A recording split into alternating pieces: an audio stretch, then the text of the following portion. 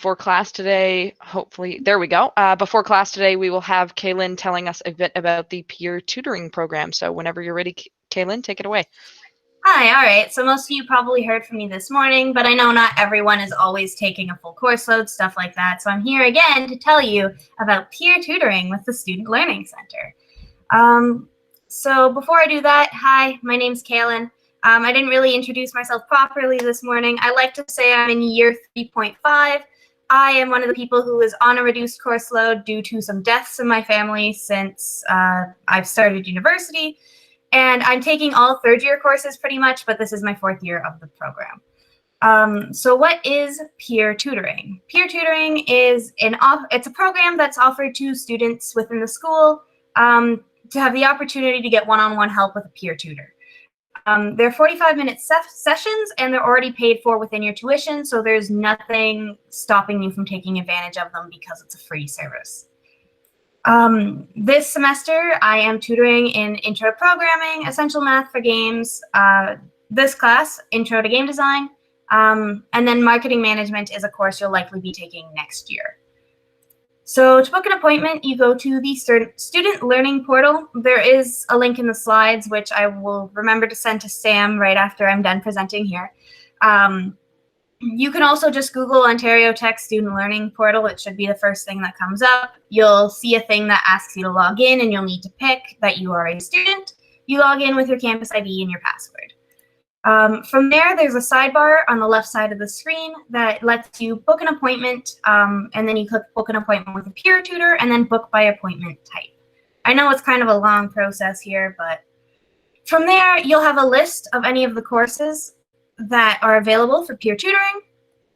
You can then choose a day that best fits you and a time that best fits you as well. From there, you'll be brought up to this screen that's on the PowerPoint rather. For the appointment type, you'll pick your desired course. You need to enter your phone number. You need to provide details on why you're looking for the help. So for example, I'd like to go over what happened in today's lecture. For example, I know Dr. Hogue went over matrices this morning because I saw the PowerPoint. So you could say, I specifically want help with matrices, or I specifically want help with distinguishing different types of variables in C++, or something along those lines. And then you just click book an appointment. So currently I have 10 slots available throughout the week. If for whatever reason all of these conflict with you due to class schedules, work schedules, whatever the case, there is an email for the Student Learning Center as a whole. You can email them saying that you'd like an appointment with a peer tutor, but none of the times currently work for you.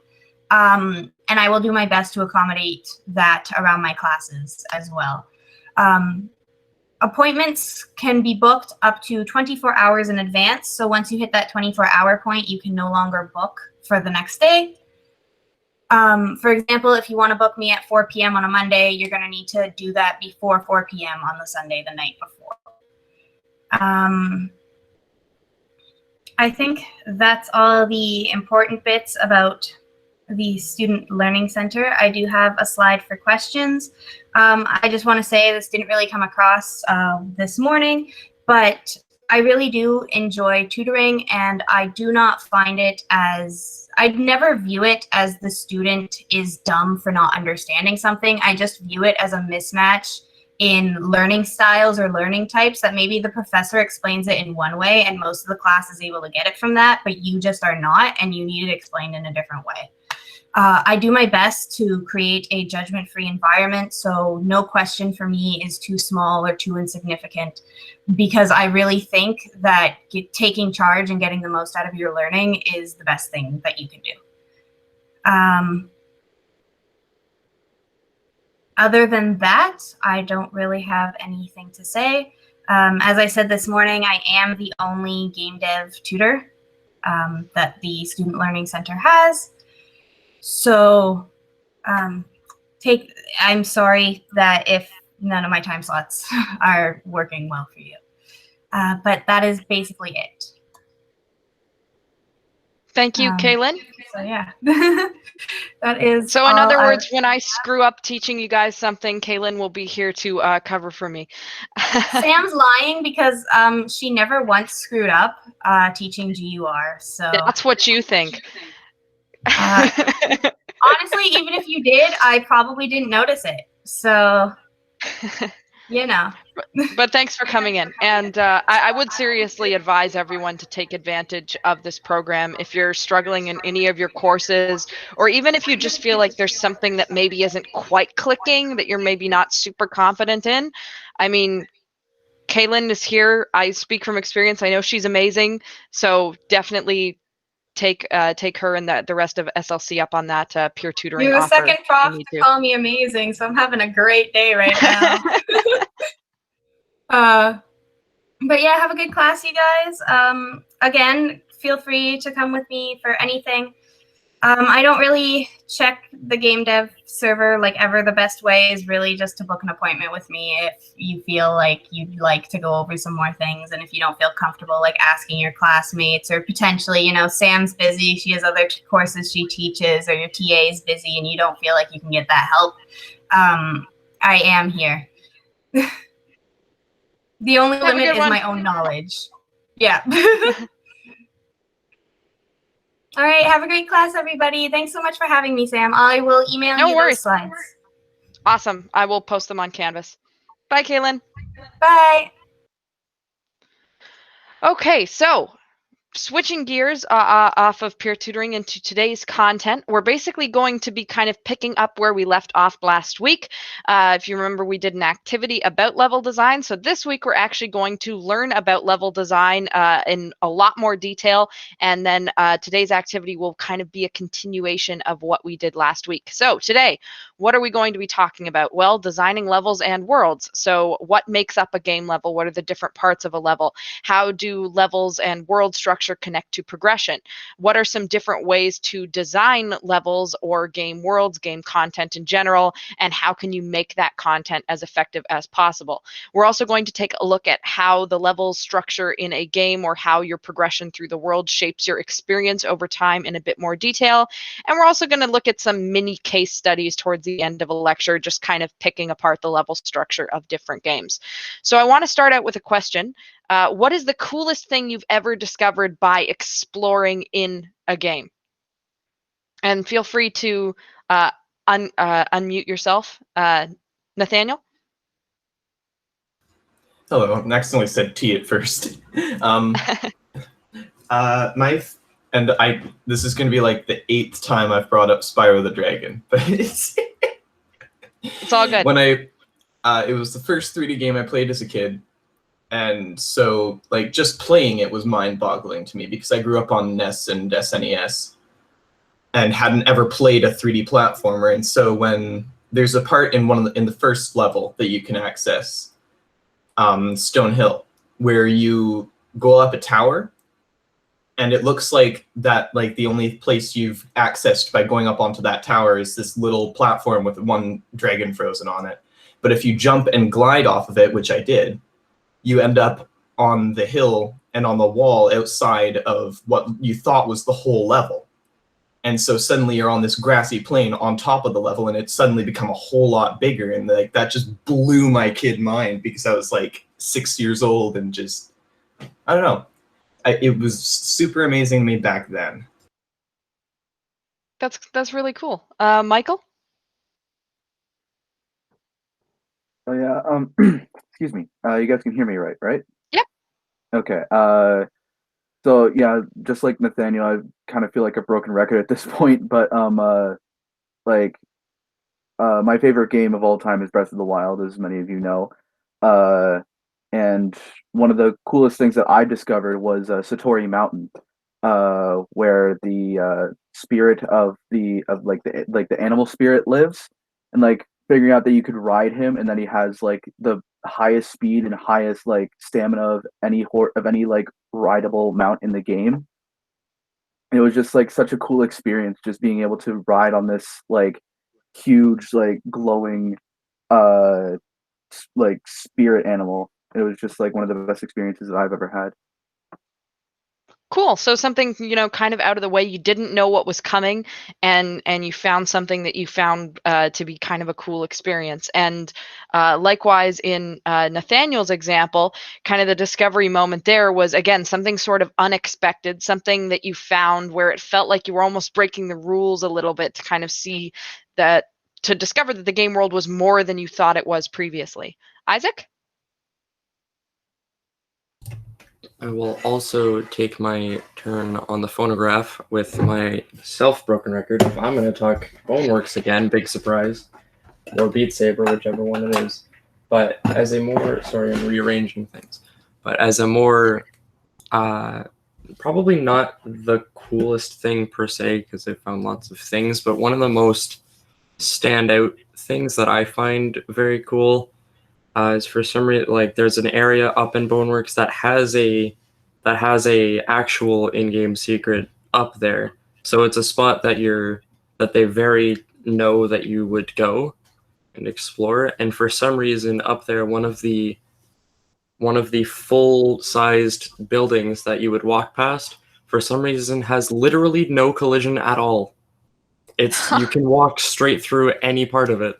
And I found that completely by accident while I was trying to, like, duck around a corner, and then I ended up inside of the wall, and I'm like, oh, I must have hit, like, a really specific spot. So I went back to try to find that same spot, and it turns out there is no spot because the entire building is just not actually there. So, and this was, like, a little bit after or either just before school or a little after school started, so I had gained some, like, different game design knowledge, and it seems like it's such a giant oversight because it's like the building immediately beside it and immediately before it have collisions on them, and it's a spot that you're intended to go. It's not like you broke the game to even manage to get there. You just waltzed straight through a brick wall with no business. So again, cool.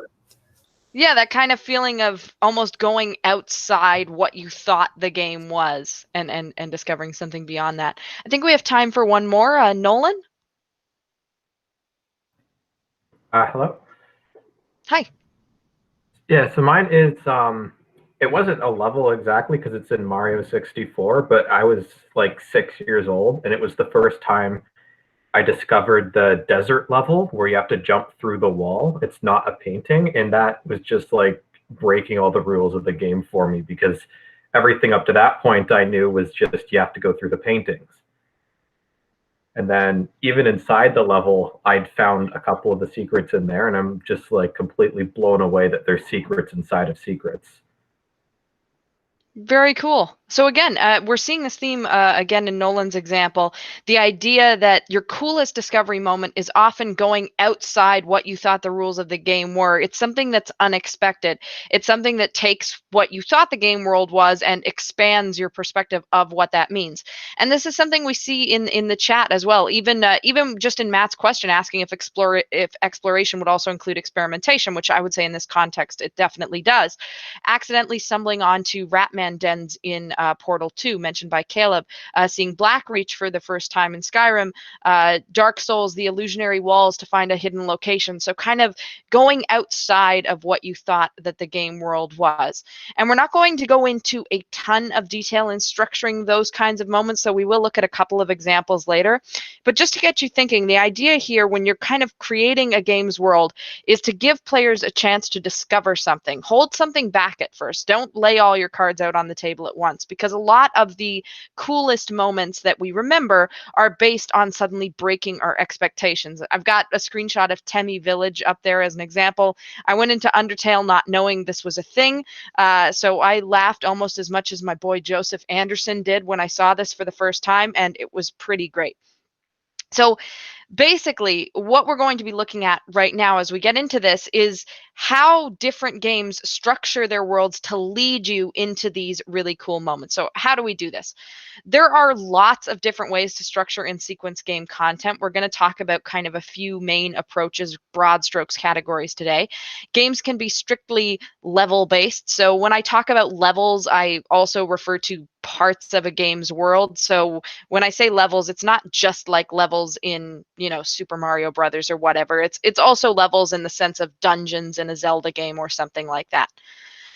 So when games are strictly based around level after level after level, it creates a well-defined series of challenges for players to conquer, and in essence, a sense of progression as well, like we talked about last week. Games can go in completely the other direction and be open world as well. So this gives players the freedom to navigate and progress as they choose. Rather than giving the player a set of distinctly linear challenges, you give them more freedom in terms of how they want to explore and how they want to complete different challenges. Of course, these categories aren't absolutely mutually exclusive. You still see fairly linear quest lines or storylines a lot of the time in open world games, where the game's world is something you can explore in any way you want, but challenges will still be given to you in a very definite linear order to preserve that sense of structure. Games can also provide the player with a sandbox, completely fresh, do whatever you want type of thing, not an open world with handcrafted content everywhere so much as just a playground, hence sandbox, where players are free to explore, build, whatever at their very own pace. So this gives players freedom both in the sense of exploration and often mechanics as well. If you think about a game like Minecraft, for example, you've got all these physical interactions to play with.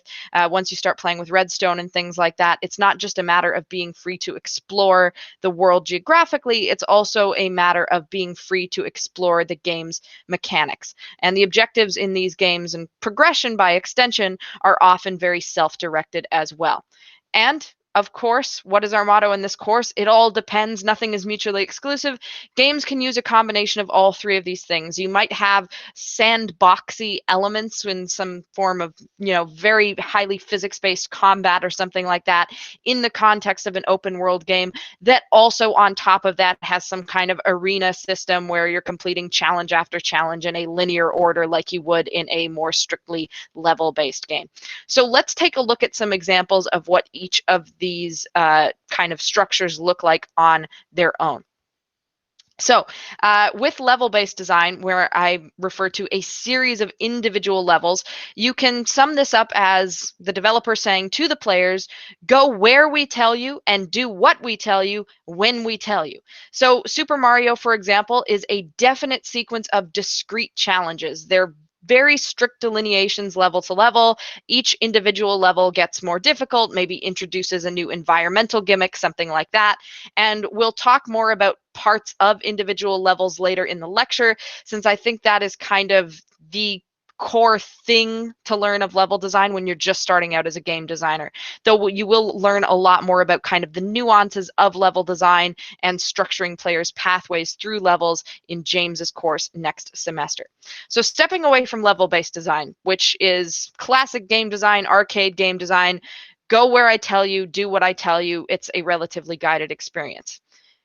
Moving forward on the freedom spectrum, if you want to call it that, we have open world design. So in the case of an open world, something like Fallout, for example, you can go where you want. You still do what we tell you, but you can do it whenever you want. So, and generally in any order you want. So in a game like Fallout or the Elder Scrolls games or anything like that, you will have a series of challenges kind of scattered throughout an open world that players can explore at their own pace. There might be parts of the world that are closed off to you at the beginning that you have to unlock through some trials and tribulations, things like that. Maybe the world changes as you progress through different missions or challenges in the game.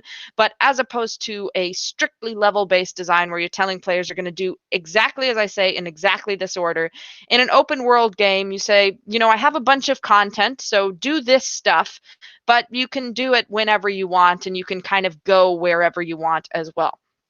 So that gives players a bit more freedom. Then at the extreme end, we have sandbox design in a game like Minecraft. So sandbox design throws everything out the window, basically. Sandbox design is go where you want, do what you want, when you want. If you don't really want to play the game and you just kind of want to stand there, maybe we'll kill you after a while if your character doesn't eat. But other than that, nothing in particular is going to happen. And to answer the question in chat, no, this is not my house. I stole this screenshot from the internet because I'm a filthy casual and I beg the copyright exception on every single screenshot in all of these lectures, with rare exception. My house in Minecraft is quite a bit larger and quite a bit more gauche, with all kinds of glass paneling everywhere and everything like that. But I'm sure I can grab a screenshot of that at some point if people really want to see. So here we have established kind of a spectrum of freedom, right? Going from the very, very structured level-based design to the very, very unstructured sandbox design, where players can do whatever they want, whenever they want, wherever they want. So how does this link back to progression? We talked a lot about progression last week. Remember that idea of feeling like you're moving forward through a game, like you're actually going somewhere and accomplishing something. But basically, players will kind of go through different stages as they progress through these designs, regardless of the type of sequencing of content that you're going for. So as players kind of progress through a game's world, they'll learn new mechanics, they'll improve their skills, then eventually they'll demonstrate mastery of those new mechanics that they've learned, and this repeats. So this cycle happens over and over and over again. So you should be designing levels or parts of your game's world to support each of these stages of a player's progression. And we will look at some in-depth kind of case studies of supporting each of these individual studies later on in the lecture. So obviously, this will vary depending on the game and the type of progression that you're going for. What's been displayed here and what we've been talking about so far in terms of players learning new mechanics and improving their skills, this is all heavily skewed towards skill-centric progression that we talked about last week. Remember the idea of player-based progression or skill-based progression. This view of progression through a game's world is kind of centered around that. So for gear-based progression, if we were going to look at something like that, this loop would look a little bit different. So it would be more like grind until you get the resources you need to hit some milestone, hit that milestone, and then grind on towards the next one. But since this is a course where we talk about games as experiences and looking at player experience, we tend to favor more of this viewpoint in the discussions that we'll have here today. So different levels or parts of a game's world can offer different things to suit this kind of loop of progression that players go through. So they can serve different gameplay purposes. They can appeal to different player motivations. There's a few different standard types of levels that we'll be looking at. So for example, tutorial levels teach the player a new mechanic. Challenge levels let players demonstrate their skills. Boss levels will require players to display a degree of mastery, and they provide kind of this final buildup of tension, which eventually comes to a breaking point.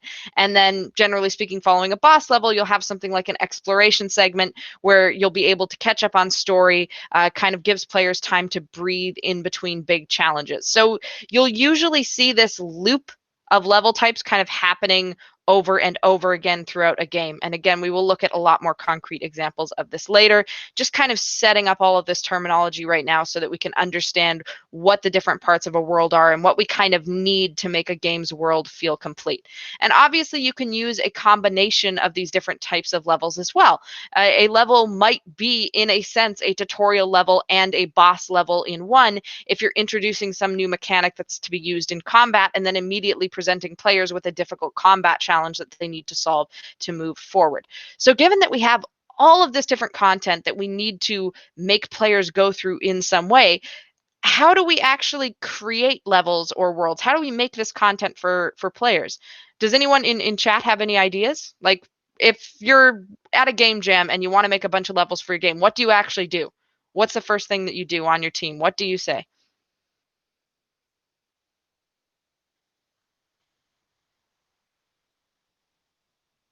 A flat world. Ask about the mechanics, right? Think of what the level should be all about. So settle on the type of content that you're going to make. Tiles, sketching something out yourself. Think of other games that have done that well. Competitive analysis, great. Placing things in the world yourself. Building a level around what you want to present, right? So all of these ideas kind of come down to one thing, and that is creating levels yourself, right? You look at levels in similar games, you think about the mechanics, you think about what you want a level to be, and then you start plopping stuff down and, well, you have your game's world or your game's levels. But these are not the only approaches that there are. So usually when we're starting out in game dev, we think about just building our own levels, right? We've played Mario Maker, we love it. We want to get down and dirty with Unity and start making some cool platforming levels. But this is not the only way that there is to create game content, to create game worlds. We also have perhaps the approach of getting the computer to do it for us by generating content for players to interact with. We also have the approach where we design a system for users to create their own worlds and content. We give them a tool to create their own experiences. So let's take a look at each of these approaches in a little bit more detail. So authoring content, that first approach, the one we all think of to begin with. Creating your own levels or world by hand. So the advantages of this method probably come to mind relatively easily. You can create really intricate challenges and puzzles by doing this. Anything you can think of, you can create, and you can give that to your players. Tuning something like a difficulty curve, which we talked about last week, can be relatively easy in this sense. If you're creating puzzles or you're spacing platforms apart or something like that, you as the designer can fine-tune things just by dragging stuff around in whatever editor that you're using.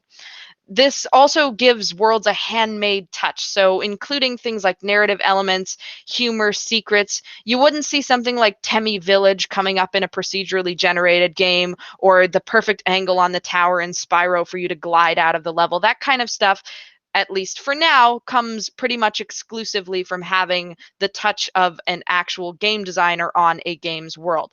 Disadvantages of this method. Well, it's expensive and labor intensive. For anyone who participated in the game jam, I'm sure it became wildly obvious very, very quickly that your scope is never going to be what you hope it's going to be at the beginning. This stuff takes time. Game development takes time.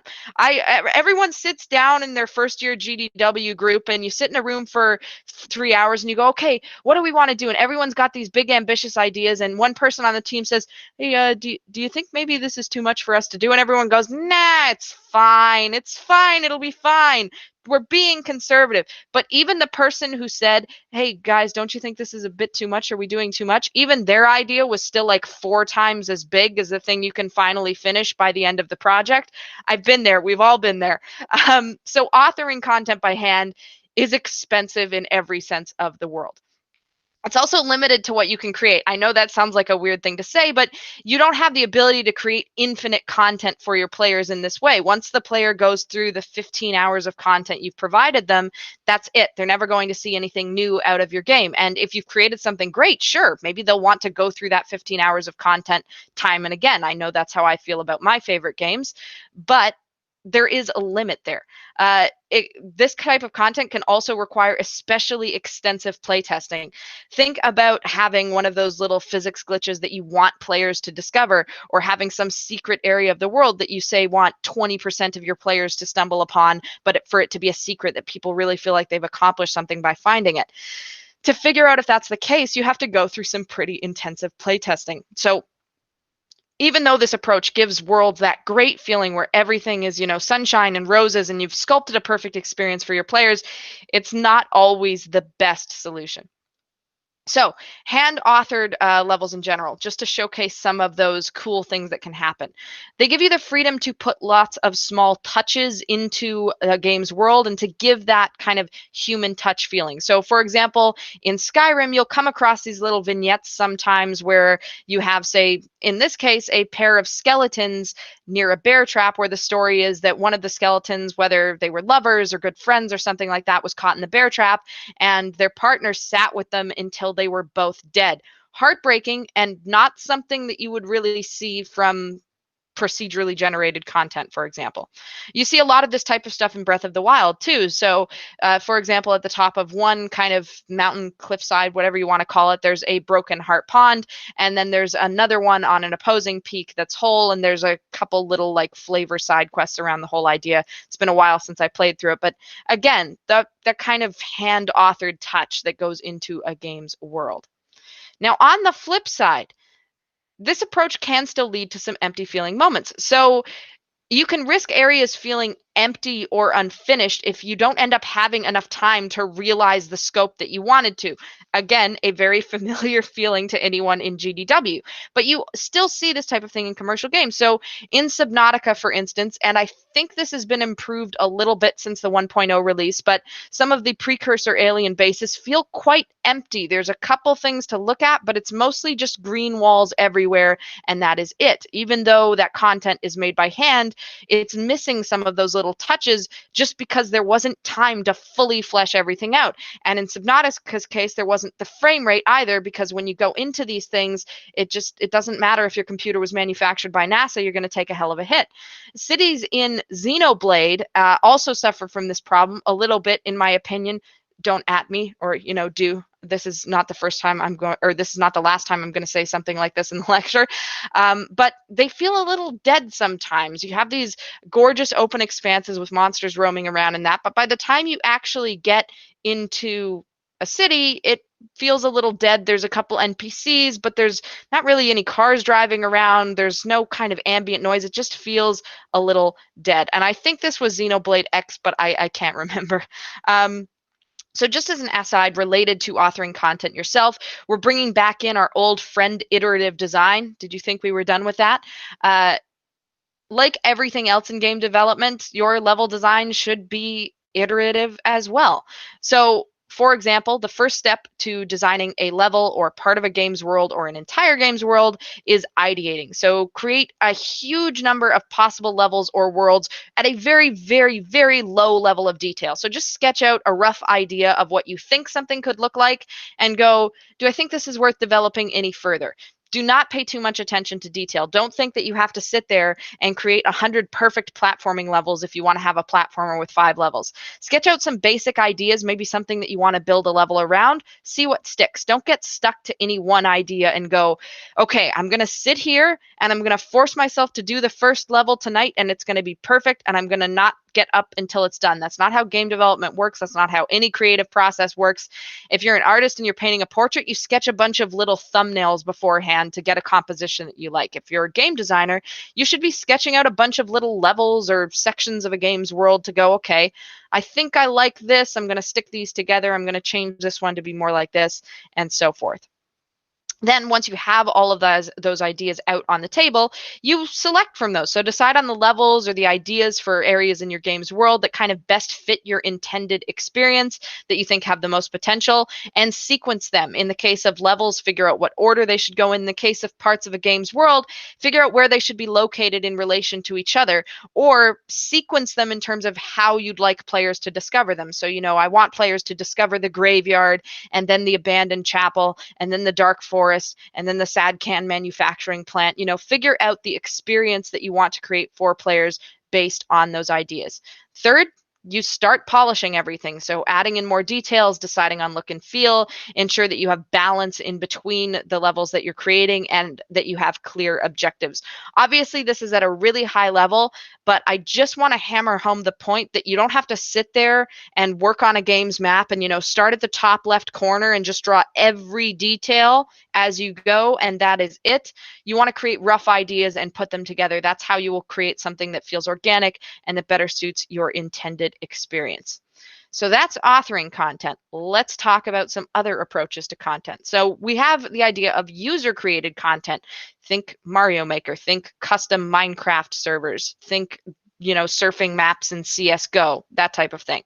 So in the case of user-created content, you package your game in some way with tools for players to create their own levels or worlds. This might be something very polished a la Mario Maker, or it might just be support for the Steam Workshop in something like Don't Starve, where players can make mods. There's support for it, but it's kind of sketch. Or maybe it's even something like Beat Saber, where the devs can't officially support mods for obvious legal reasons, but we still like our user-created content, that type of thing. So the advantage of letting users create their own content: users tend to be really creative and push your system to its limits. If players love your game, they're going to try and break things with the content that they make, and it'll create really cool, odd experiences. And for players that are really diehard fans, they're going to put in a lot of time. There's a lot of talent out there. Maybe some of your players are game developers themselves. If you have a tool to make content for your game, even if you created it internally, consider releasing it to players, because you might get some surprisingly awesome content out of it. There's a good return on investment in general for this type of tool, for the amount of content that can be generated. So you might be saying to yourself, look, it was already a bear getting a parser into our game that could load a text file into a level, let alone trying to make a graphical user interface for people to create their own content. We're not doing that. It's too much work. However, if you think about the amount of time that you really got to put in to create a solid amount and quality of content for your players, putting in that time on the tech side to give players a tool so that they can make their own damn levels is probably worth the investment. It's also really attractive to creative players. So having a tool in your game for players to make their own content will be a selling point for those types of players that really enjoy making stuff for themselves. Those creative types, filthy, starving artists like myself. So the disadvantages of this type of method. Success is pretty dependent on the size of your community in this case. If you're making a little indie game and you're thinking maybe only a couple hundred people are ever even going to buy it or play it, banking on user-created content is not a good strategy. Including that tool so that players can still feel like they have a way to express their creativity is still definitely a good thing. But unless your game is entirely sandbox and going, here, players, you're going to build your own stuff, but you're really going to enjoy it, then it can be a death knell if you're thinking, well, I'm going to make something like Ultimate Chicken Horse where I have players creating all of these levels, but only 200 people ever play it. It might fizzle out because of that. It might kill your game before it's able to get that kind of player base for a lack of content. And it is technically demanding to create a player-friendly level or world editor. As I mentioned before, it's often a lot of labor at the beginning of the process. Our last approach that we talked about, generating content. So actually getting a computer to do it for you. So creating levels or worlds via something called procedural generation, which is just the generation of game content through a computer algorithm. Basically randomization. Think Minecraft, think Terraria, think Spelunky, that type of thing. So the advantages of this method, this can improve replayability a great deal. So every time players replay your game, they're going to be seeing something new. And yeah, roguelikes are a great example of this. So Isaac just mentioned Binding of Isaac in the chat, as he does. So this is a great tool. FTL does this as well. Noida, basically every roguelike ever, including the precursor to the roguelike genre itself, Rogue, uses procedurally generated content. Why? Because the expectation is that players are going to be playing through this over and over again, and if they were facing the exact same thing every time, it would get kind of stale. But having that element of randomness, that element of, ooh, what am I going to see this time? Am I going to get this thing that didn't happen last time? Am I going to see some fancy level layout that I've never seen before? That helps improve replayability. Theoretically, with procedural generation, you have near infinite content, a quintillion planets. That's the type of thing that you can expect from procedural generation. You also have control over how content is generated. So you make your own rules as to what the game's world is going to look like, but then the computer just makes it for you. Disadvantages of this method, which we will get into a bit more in a moment, it's technically demanding to set up a robust system. We're not going to get into the technicalities of that today. That's something more for your programming courses, though I do really like procedural level generation. There's some cool stuff like Game of Life for generating caves, if you've ever heard of Conway's Game of Life, things called L systems that you can use to draw fractals or create game levels. I play with that type of stuff myself, so if you're curious about the tech of that, I'd be happy to talk about that after class or in Discord or what have you.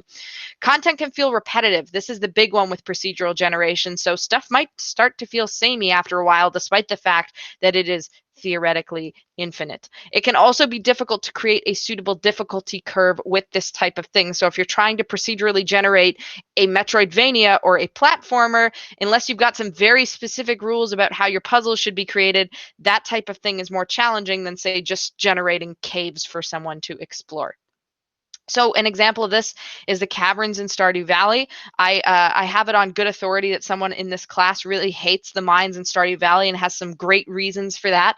But I think just in terms of the procedural generation, if we ignore the combat and that type of thing, and the swarm of bugs that kills everyone at level 7 in the mines when they don't know what's happening at their first playthrough, if we ignore that, the actual procedural generation piece here works well. When you're going to get resources, it's something new every time. You don't know if you're going to find a rare gem, that type of thing.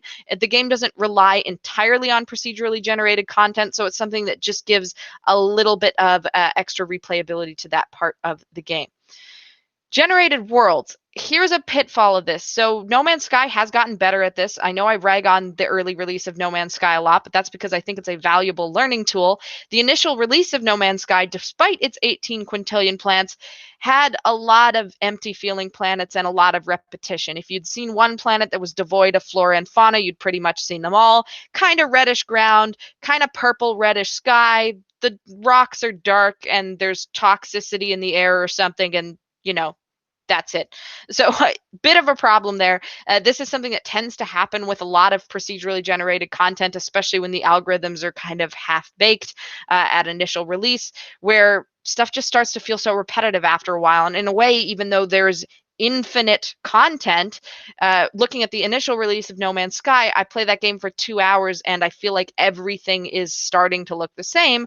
Whereas Portal 2, a game that's got about 10 hours of content that literally is the same every time, keeps me coming back just to admire the craftsmanship in the world, appreciate the dialogue and the story in that. So procedural generation is certainly not the be-all, end-all of giving players infinite content.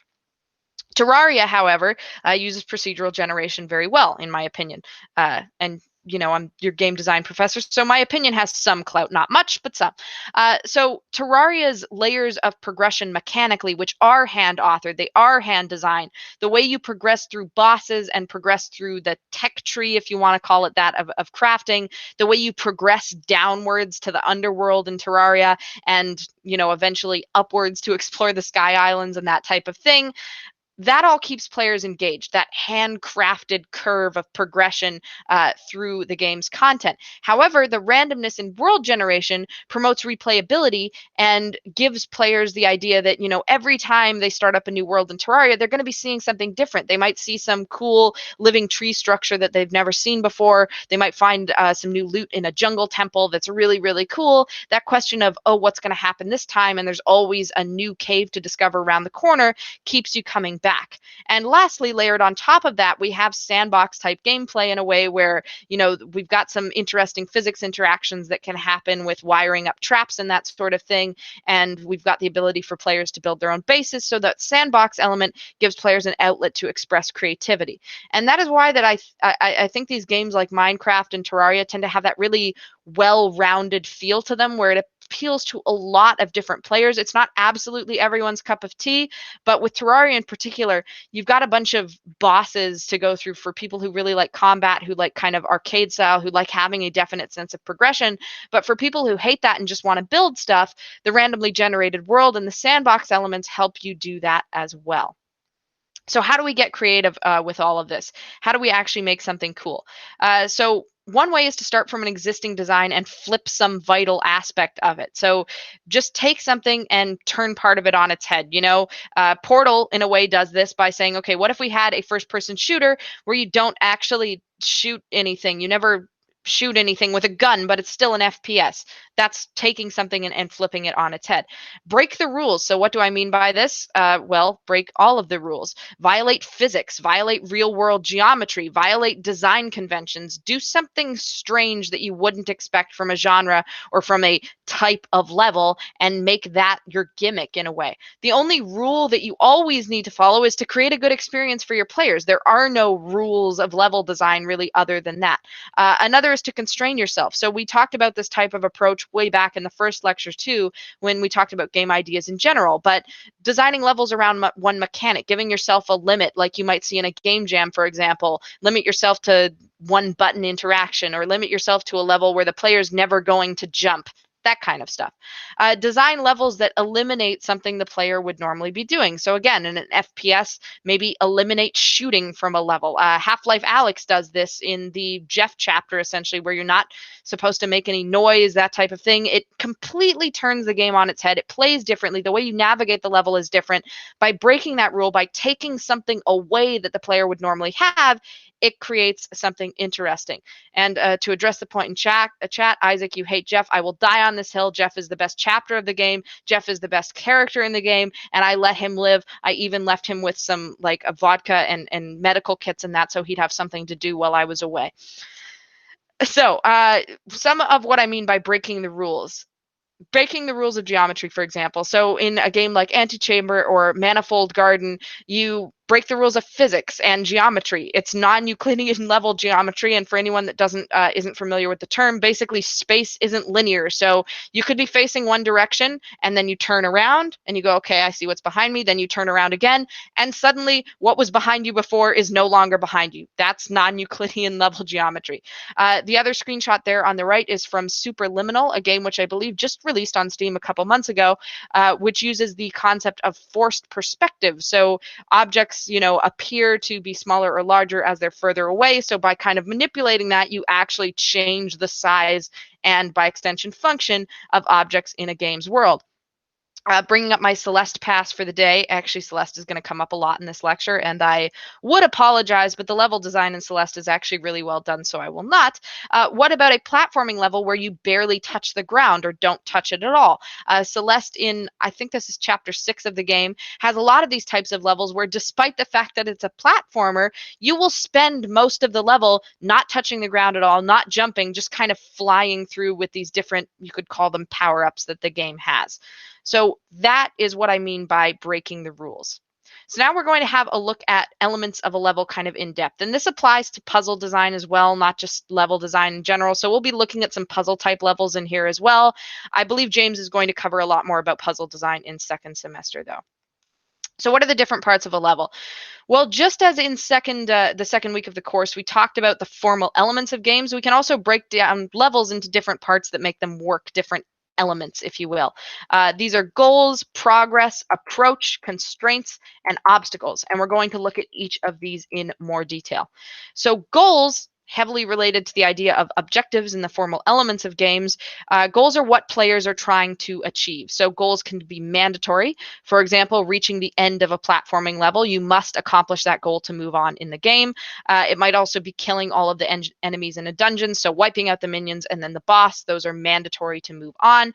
They can also be optional. So for example, collecting all 100 hidden coins in a level, maybe finding a hidden star coin in a Mario level or something like that.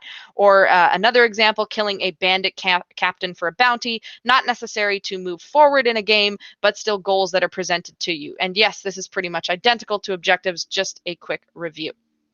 So not just having goals in a game as a whole, we also speak of having goals within individual levels of a game or individual parts of a game's world. So for example, in Breath of the Wild, open world game, but if we break it down into pieces, the goal of a shrine, for example, is simply finding a way to reach the end of the shrine, solving a puzzle that lets you get to the end of the shrine so you can claim your little reward at the end and work towards your next spirit orb. Progress, our next element. So progress is breaking down the steps needed to achieve goals. We talked about the idea of progression last week as being kind of marching forward in a game towards some ultimate end. Progress in a level is essentially breaking down the steps needed to achieve the goals in that level. So for example, collecting 1 coin is progress towards collecting those 100 hidden coins that we mentioned on a previous slide. Getting halfway through a level and reaching a midpoint is progress towards finishing that level and getting to the actual physical end of the level. So if you overcome the first couple of mini puzzles in a shrine in Breath of the Wild, you've gotten halfway to the end of that shrine. Progress also refers to basically showing players how close they are to achieving their goals. So how do you actually represent this to players? You might have something like UI counters for collectibles. Perhaps in a level you have to collect 50 stars or coins or puzzle pieces or, you know, loot boxes, whatever, to move on. So having a UI counter for that type of thing gives you an indicator of your progress. Passing checkpoints that mark your distance covered and save your progress in a level are another example of this. You can also use checkpoints, obviously, to help players preserve their progress. So in a level or world section or challenge that is particularly lengthy, you simply have players pass a checkpoint to save their progress so that they don't have to rage quit and lose 45 minutes of their time. Nier Automata we talked about last week. So an example of how we see progress in a level, every chip out of a boss's health bar. So if you're in a boss level, whether it's in a, you know, run and gun like Cuphead, or whether it's in a game like Zelda where you're just chipping at a boss's health during combat sequence, actually seeing how far that you're getting or how far you got on a failed attempt is an indicator of progress. So in Cuphead, this is only shown to you explicitly after failure, where part of the challenge comes from kind of memorizing a boss's patterns and knowing how far you are along in the fight so that you know when to use any special ability that you have or something like that. So this is an example of progress. Next up, we have approach. So approach is how players will achieve their goals. And if you're noticing a pattern here, all of this kind of comes back to that first element of goals. Goals are what you're trying to do. Progress is how you see, or rather, how far you are towards those goals, how you actually show players how far along they are towards achieving those goals. Approach is how players will actually achieve their goals, what players will do. So where players need to go in a level or part of a game's world and what those players need to do. An approach can be visualized as basically your intended path and course of action for players. So some people actually did this on the activity from last week, which is a great strategy. It's a very good thing to do when you're sketching out a level, basically drawing the expected trajectory of a player through your level, guessing where they're going to jump, what they're going to collect, that sort of thing. A level can have many approaches. One part of a game's world is not always going to be played in the same way, and you don't even need to intend it to just have one approach. Maybe you think, okay, if a player's really stealthy, they'll take this one approach. If a player's really aggressive, they'll take this other approach. Thinking through those multiple approaches is part of what it means to design a good level that is complex and actually supports multiple play styles. So for example, you might have a route for stealthy players in a dungeon where they can sneak past a lot of the combat encounters or get some stealth kills. You might have a route with a bunch of traps that players will need to disarm or do some lock picking or what have you. And there might be a route taking enemies head on for you know, your players that like to wield two-handed weapons and just bash everything over the head. Having all of these different approaches supports different play styles. And these different approaches can also overlap with each other. Again, they don't have to be mutually exclusive. Different approaches can also have varying levels of structure. So the less linear your game, the less structured your intended approach will tend to be. If you've got an open world game, you might just have a vague idea at a high level where players are going to go. You know, I'll go to this city first, and then maybe some people will go here, some people will go here. Very high level, very low detail. Whereas if you zoom in on a particular area where maybe you have a dungeon that's got this kind of sculpted path through it that you expect players to take, that approach will be more structured. It'll be more predictable what most players will try to do. Your approach will also define how much freedom players have. So an unstructured approach that just kind of meanders all over the place means that players have a lot of freedom in what they want to do. A very, very structured kind of rigid linear approach to a level means that players aren't going to have a lot of freedom in what they do. Not necessarily a terrible thing. Having a very linear experience can be a very good thing, especially if you stick some puzzles in there that are very difficult for players to overcome, whether that's a thinking challenge where players need to kind of sit there and go, oh, what do I need to do? I'm not sure. Or whether it's a doing challenge, the distinction we talked about in the last lecture, being that it's something players understand what they need to do, but it's going to take them a while to execute it properly because it requires quick reflexes or something like that. So an example here, and I would say that this is throwing some shade here, kind of a bad example, to be honest. The linear path through a lot of the dungeons in Skyrim. So even when there's a hallway that forks off of a dungeon, you can bet it will lead back to the main path, and you can bet it will be in a relatively short order in general. So for an RPG or exploration heavy game, it's almost surprising how linear Skyrim's dungeons are. They're kind of theme park rides where the challenges come from how hard the enemies hit and how many hits they soak, rather than actually having, hidden corridors that you need to find to get to the end or something like that. I still enjoy playing it, so say what you will about that. But this is just kind of an example of how you would plot and approach through a level. So looking at the structure that you have, kind of sketching out where you expect players to go and what you expect them to do.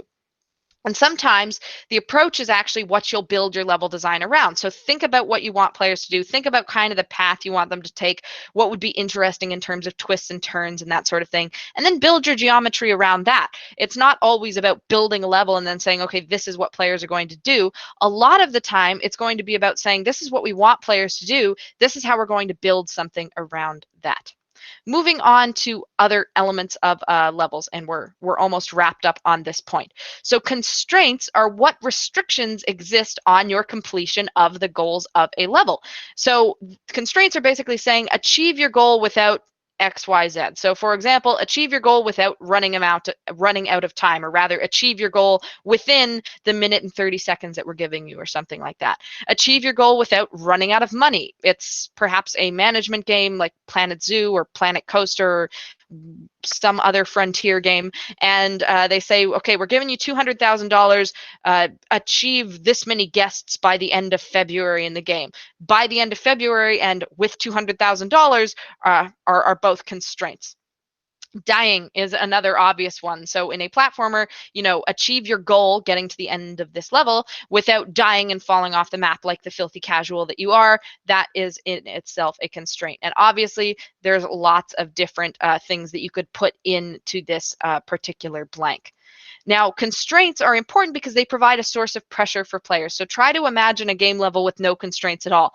A platformer where if you fall, you just land at the bottom of the screen and then you can climb up a wall and just keep going. Perhaps amusing, but takes away all sense of pressure and tension and challenge from that level. This is why constraints are vital. Constraints are often also imposed in the form of resource limitations, so time, money, lives, whatever you've got. So explicit constraints aren't strictly required to create pressure and tension, but generally speaking, if you kind of massage the terminology a bit, you can always identify constraints in a well-designed level. An instance of this might be something like Getting Over It. There's no really explicit constraints, but if you fall in that game, you're pretty fricked. So in a way, not falling is still a pretty significant constraint. So an example here from Polybridge or Bridge Builder or whatever this iteration of this particular game is called, because I know there's been a million of them, building a bridge without spending over $60,000 is a constraint. The amount of resources that are given to you is a constraint. Obstacles, the last element that we are going to talk about that compose a level. So obstacles are things that interfere with the player's ability to accomplish goals under the given constraints that they have. So let's take a look at an example of unpacking this terminology. Enemies. So enemies interfere with your ability to accomplish your goal in, say, a platforming level. Goombas interfere with your ability to accomplish the goal of reaching the end of the level because you're supposed to reach the end of the level without dying, and enemies can kill you. This is what makes enemies an obstacle. Traps and hazards are also an obstacle in the same right. So things like fire and spikes, they interfere with your ability to reach your goal because they are in direct opposition to the constraints you're trying not to violate. The constraint you are trying not to violate is do not die. Anything that can kill you is an obstacle. Navigation challenges are also obstacles. So if you're trying to get to the end of a platforming level, having some gauntlet of platforms that you need to jump between without falling off, or else you'll just end up back towards the beginning again, is an obstacle to you because it complicates your navigation. Overcoming obstacles generally poses some risk for players. So if you meet an obstacle and you're not able to overcome it, you could lose time, you could lose lives, you could have to start the level over again, and so on. Obstacles create tension because they pose a risk for players. So as an example here, enemies trying to destroy you are an obstacle in 80% of the games out there. In Hollow Knight, there's a huge variety of enemies that pose obstacles, challenges for you as you're navigating all of the many different kind of biomes, if you want to call them that, the areas of the Kingdom of Hallownest. So let's do a quick activity. Let's identify these elements in a platforming level. So I'll give you all about 10 minutes to work on this. Yes, it is Celeste. Yes, I know. So for anyone that's unfamiliar with the game, Celeste is a platformer, run left and right. Pretty standard. You can jump. You have an air dash that lets you kind of temporarily burst forward in the air once every time you jump. You can slide down walls. You can climb up walls. Knowing that about the mechanics, what I would like you to do is take a screenshot of this and try to identify all of the elements that we just talked about in this level. Draw out your approach, identify anything you think is an obstacle, and we'll reconvene in 10 minutes to talk about what we've discovered here from this breakdown. And if you have any questions in the meantime, obviously, I'll be right here. For anyone that's kind of looking at this and wondering where your character is because pixel art, you are a girl called Madeline, and she is located at the top right near the chandelier. No, you're not going to have to submit this. This is just kind of an in-class exercise. We're going to talk about what all of these elements mean in the context of an actual game level. Okay, I'll repeat one more time. So this is a Celeste level. You can run, you can jump. The character has an air dash that will kind of propel you forward a bit in the level that you can use once every time that you jump.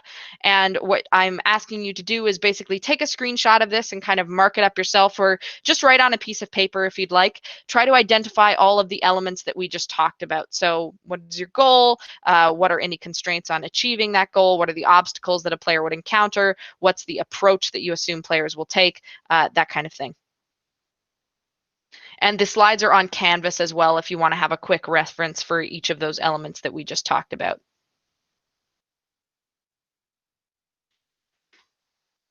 Is wall jumping a mechanic in Celeste? Yes, it is. That's very good to know. Yeah. So there's a wall jump as well. It's okay. You can make any assumptions you want about the way that you move. Obviously, if you haven't played the game, I don't expect you to understand this move set by heart or anything like that. But just try and maybe even guess kind of based on what you know about the game to say what each of these elements are here. And yeah, we'll be verbally discussing it when we come back. So I'll just give everyone kind of, till 6:15 or so to kind of try and write it out on your own, and then we'll be verbally discussing it afterwards. I have a question. Is there like a key somewhere on this the screenshot? Yeah, so in this particular screenshot, the key isn't here, but there is a key elsewhere in the game's world. So in this particular screenshot, the starting point is at the bottom right, and the exit to this section is at the bottom left. So you don't need to worry about the locked gate there.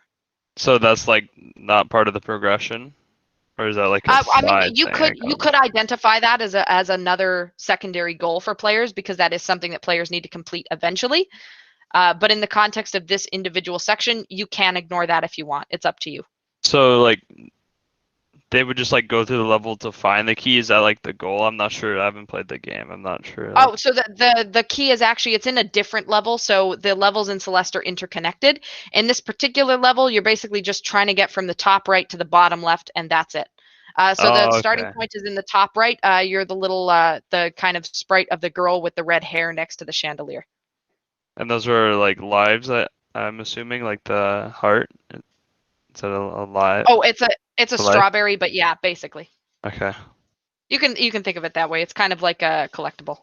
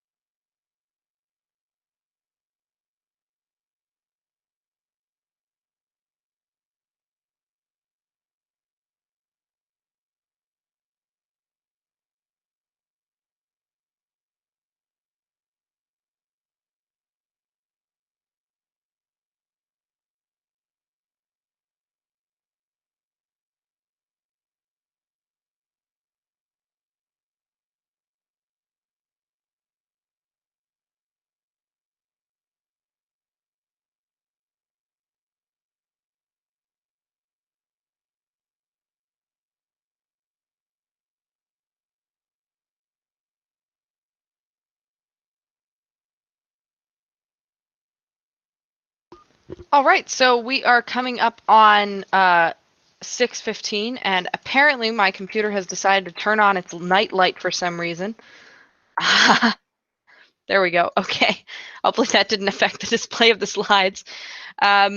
So moving forward, for anyone that was able to kind of work this out. So who can tell me what the goals are in this level? Can anyone, Jonah? Hi, can you hear me? Yeah. Okay, so I'd assume the goals are to progress through this convoluted level, which has apparently multiple screens. Probably one of the main goals to progress is going somewhere, coming back with that key, because usually it's either going to be an optional like bonus thing or it's going to be the key to progression, right? So Yeah. I'd say that's the goal. Exactly. So there's multiple components here. So one here I have labeled the end of the level. So this is a mandatory goal at the end of this screen, rather. So as Jonah was alluding to, you are correct. Basically, a goal in kind of all of these connected levels is to get somewhere. So in the case of this screen here, the mandatory get somewhere goal is to actually reach the bottom left. There's also you might have also highlighted the gate here as a goal to return with the key at some point. Though since the key isn't on this individual screen, we don't necessarily have to highlight that. Again, there's different ways to kind of mark up a level. But another goal is the strawberry, or a couple people described it as a heart. It's basically an optional collectible. It's not a life or anything like that, though you could kind of think of it as being conceptually similar to a 1-up in Super Mario, just because it's an optional collectible that if you want to grab everything, you're going to go for it. In Celeste, the strawberries kind of have a narrative / bragging rights function. So that's what that is. Who can tell me some examples of obstacles in this level? Michael? Basically, like the only obstacle in this level that I could see was like the black blobs with like the red outline. I have no clue what they are, but like that's the only thing that I could see. Yeah, exactly. So, to my knowledge, they're basically supposed to be kind of like a type of mold. I don't, for someone who loves Celeste so much, I don't know enough about the lore to know what these guys are officially called. But that is something that will damage the player if the player touches it. And in chat, I was seeing an interesting discussion from people less familiar with the game, basically assuming that these were obstacles, specifically because the red outline was mentioned. Using those kinds of cues to convey information about what something is something that we're going to explore even further in next week's lecture on creative direction.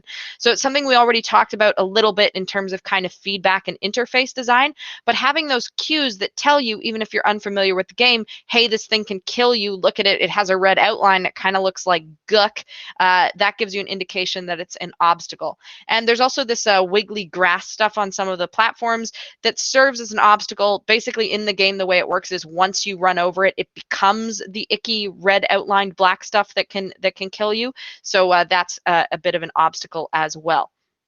So who has any ideas about your sense of progress in this level? So knowing that your goal is at the bottom left, you as a player, if you're just somewhere in this screen, what gives you the feeling of actually making progress? Isaac? You could see it as your distance from that point you're trying to reach. So the closer you are, the closer you are to reaching your goal.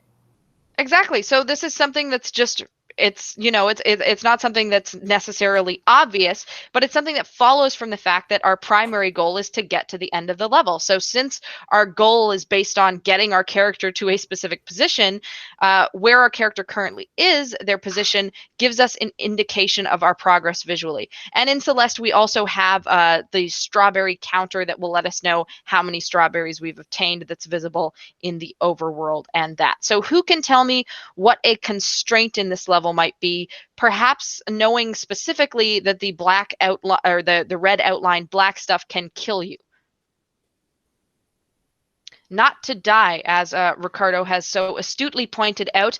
And I saw that you officially changed your name in the Discord to Ricotta, and I don't know whether to be deeply apologetic or proud on that account. But yeah, basically the constraints are don't die, don't touch the hazards, right? So you don't want Madeline to wink out of existence and have to restart the level over again. You don't want to touch those hazards and trigger that to happen. Now, who could maybe volunteers perhaps unmute themselves and describe what they think the player's approach might be in tackling this level? Patrick? Is my mic working? Yep. Okay, so the approach you'd want to probably go with is, since wall jumping is in the game, is to land on the floor below directly. If the grass doesn't turn into the red stuff until you step off of it, you could then jump onto the wall and slowly wall jump up while avoiding the rightward stuff, and then try to jump all the way over the middle pillar to the other side. Yeah, great. So Sliding down. Normally if we were doing this in person, I'd be asking people to hold up sketches. So thank you for being patient in terms of that description. Exactly. So the white line here is basically what Patrick just described. So dropping down to the ground, jumping up towards the wall, climbing it a little bit, and then wall jumping to avoid the icky stuff on there, and then kind of either trying to vault yourself over the pillar or getting to the other side of the pillar and then wall climbing down before finally vaulting yourself off and getting to the lower left section of the level. Now, the gray line that I have there is kind of an alternate approach that you might take if a player actually wanted to grab the strawberry. So this one's actually quite tricky to grab. I do have video evidence of myself somewhere trying and failing probably about 40 times before I finally got it, because I've said this before, I have the coordination of a squirrel that's downed an entire bottle of Jack Daniels, but there might be an alternate approach there for players who are tryhards like myself, who want to try and grab everything, in this case, the strawberry. So thank you for participating in this little activity. I'm sorry that it's a bit more arduous than it would be in person, where we can kind of work in groups and that type of thing. But hopefully this has helped you to understand a little bit of the different components of a level. Since we've all just done this exercise, we're going to go to break now. We'll return just after 6:30. I'll give you guys about 10 minutes, and then we'll come back to talk more about shaping experience and kind of examine types of levels more in depth. So we touched very briefly earlier on the idea of tutorial levels versus boss levels versus exploration, challenge, all of that. We're going to look at some mini case studies of that type of thing when we come back.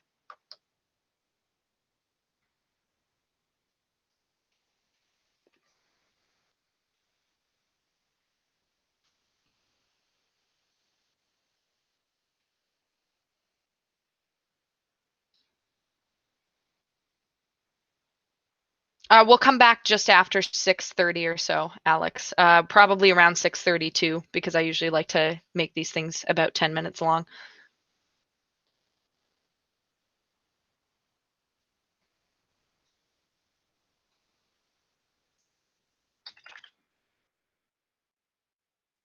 What am I doing? Put on some chilled beats while we're here.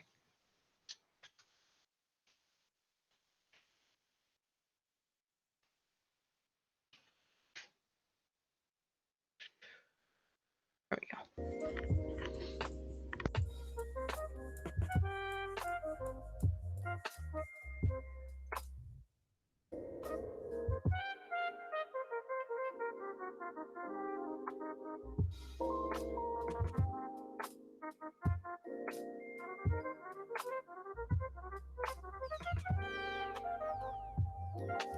Hi there, have you got a link for that? I've got a lot coming up for Xenoblade chill music.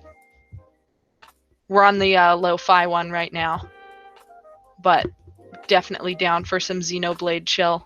I'm just not sure. Oh, there we go. Okay, Steven's popped a song request on here as well. Oh my God, Google Meets, let me. Links in Google Meets are infuriating, because if you right click and copy link, it like creates a link to that chat message. There we go. Okay, we've got some Xenoblade music here.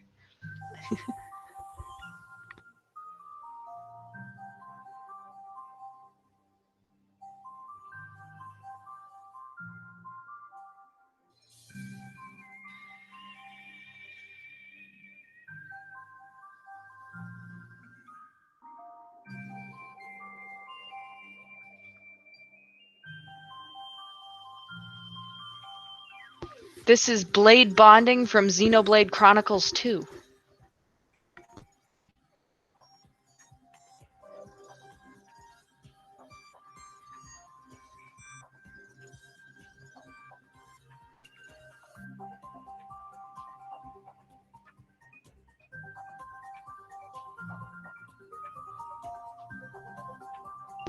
I think Hyther was referring to the song that he linked, but I'm not entirely sure. Either way, we got that one queued up as well.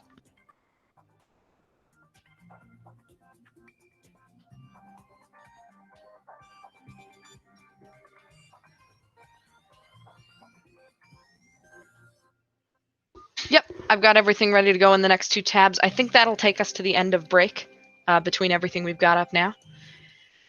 But if any more requests come in, I'll just have them ready to go for the end of the lecture while we're working on the exercise.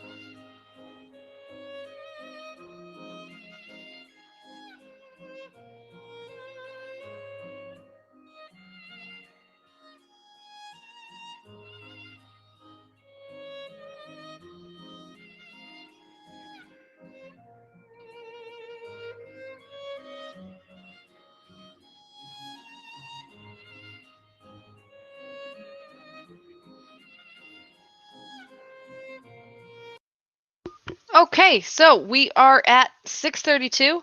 Coming back, getting back into lecture mode from cheese mode. As much as I would love to continue discussing instant noodles, that will have to wait for the end of class.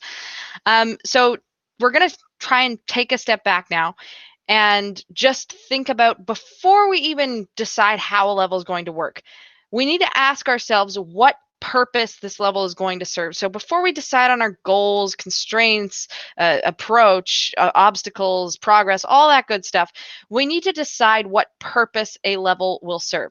So we just talked about this a bit earlier in the lecture. So different types of levels, right? Different levels or zones of a game's world can serve different purposes. So perhaps a level ramps up complexity by introducing new things, a tutorial level where a player will learn new mechanics. Perhaps a level builds difficulty by providing some substantial challenges to a player. Perhaps a level is meant to build and release tension in the force of, or rather in the form of a boss fight, which requires players to demonstrate their mastery over a game's combat system or some aspect of its puzzle mechanics and that sort of thing, and release some narrative tension when that boss is defeated, or that crazy puzzle is finally completed, or that insane chase sequence is over, that tension is finally released. Perhaps a level also is meant to give players a break while stimulating their interest. This speaks to the exploration type levels that we hinted at earlier on. So how you put all of these different types of levels, these levels that serve different purposes together, will shape a player's experience. So looking at those 4 types of levels that we introduced before, we're going to view these as kind of a cycle that happens now. So first, players learn something new in a tutorial level, then they are challenged to improve their skills with puzzles or challenges in the environment that kind of make players use these new mechanics that they just learned, before finally building tension to a point where it simply must be resolved, and we have a boss fight to have players demonstrate mastery. Now, when I describe a level as a boss level or a boss fight, it's not necessarily having a big enemy that players fight and that's it. We don't want to lock ourselves into that type of structure. When I say boss, I just mean some big challenge that kind of serves as a breaking point before players have some time to relax and the cycle begins anew. So this isn't necessarily just defeating the big bad. This might also be something like the chase sequences that happen in a game like our favorite for today, Celeste, or Ori and the Blind Forest, where you have your little light sprite that's going up through the Ginso tree, escaping the rising waters or something like that. Doesn't always have to be a combat encounter.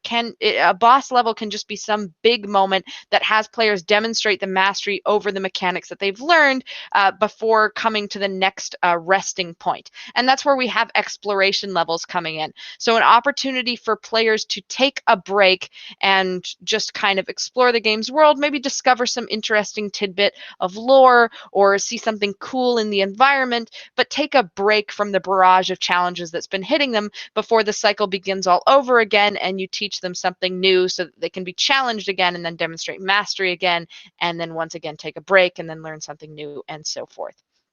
So what we're going to do now is we are going to look at some kind of little case studies for each of those types of levels. The way that different games serve those different purposes in their level design. So the games we will be taking examples of from this, I know I talk about these games a lot. The reason I've chosen them for this is simply because I know these games very well, so in drawing examples from them, I can put them in the context of the larger experience more effectively for you. So the examples that we will be looking at here are Celeste, which is an action platformer game from 2018.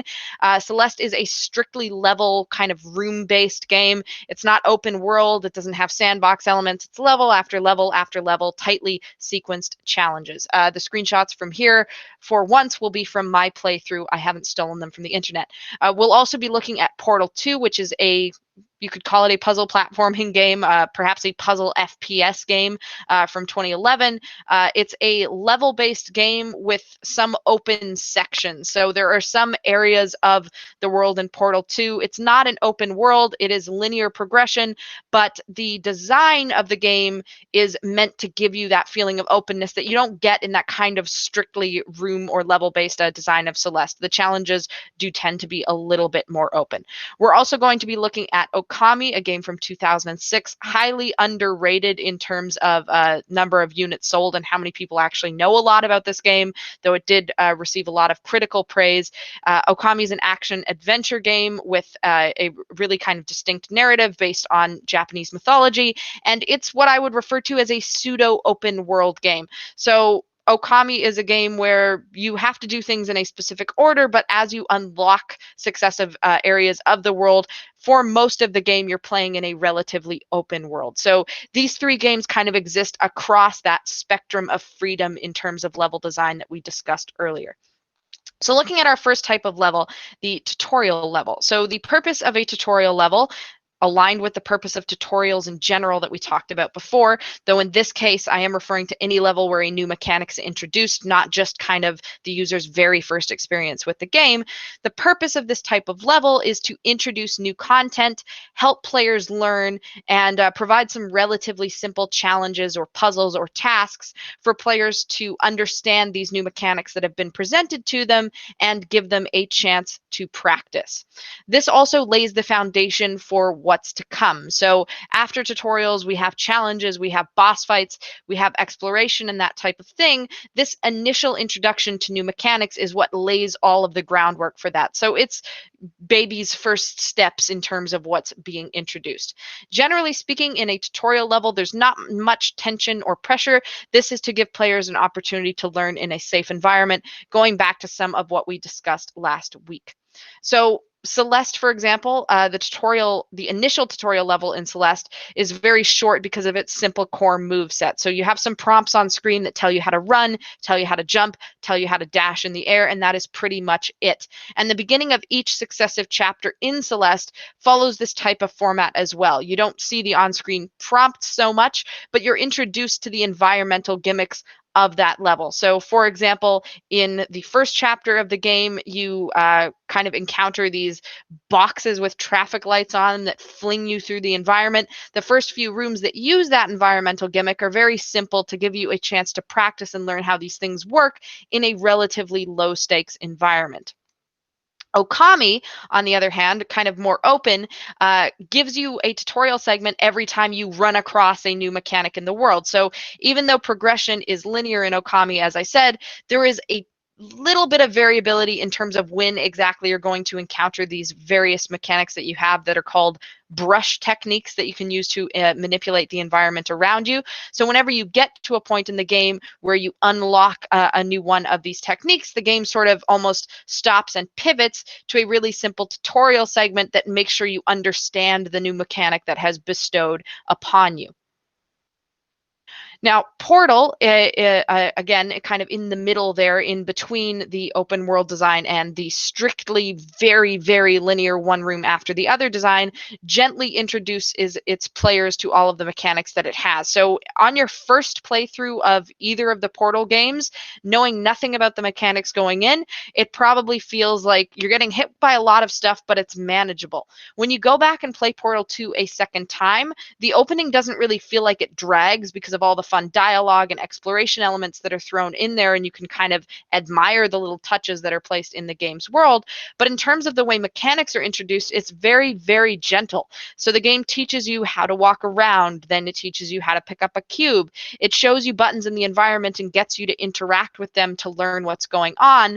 But every time a new mechanic is introduced, whether it's the light bridges or the lasers or the gels or anything like that, it's all very simple at the beginning, very low stress, low tension.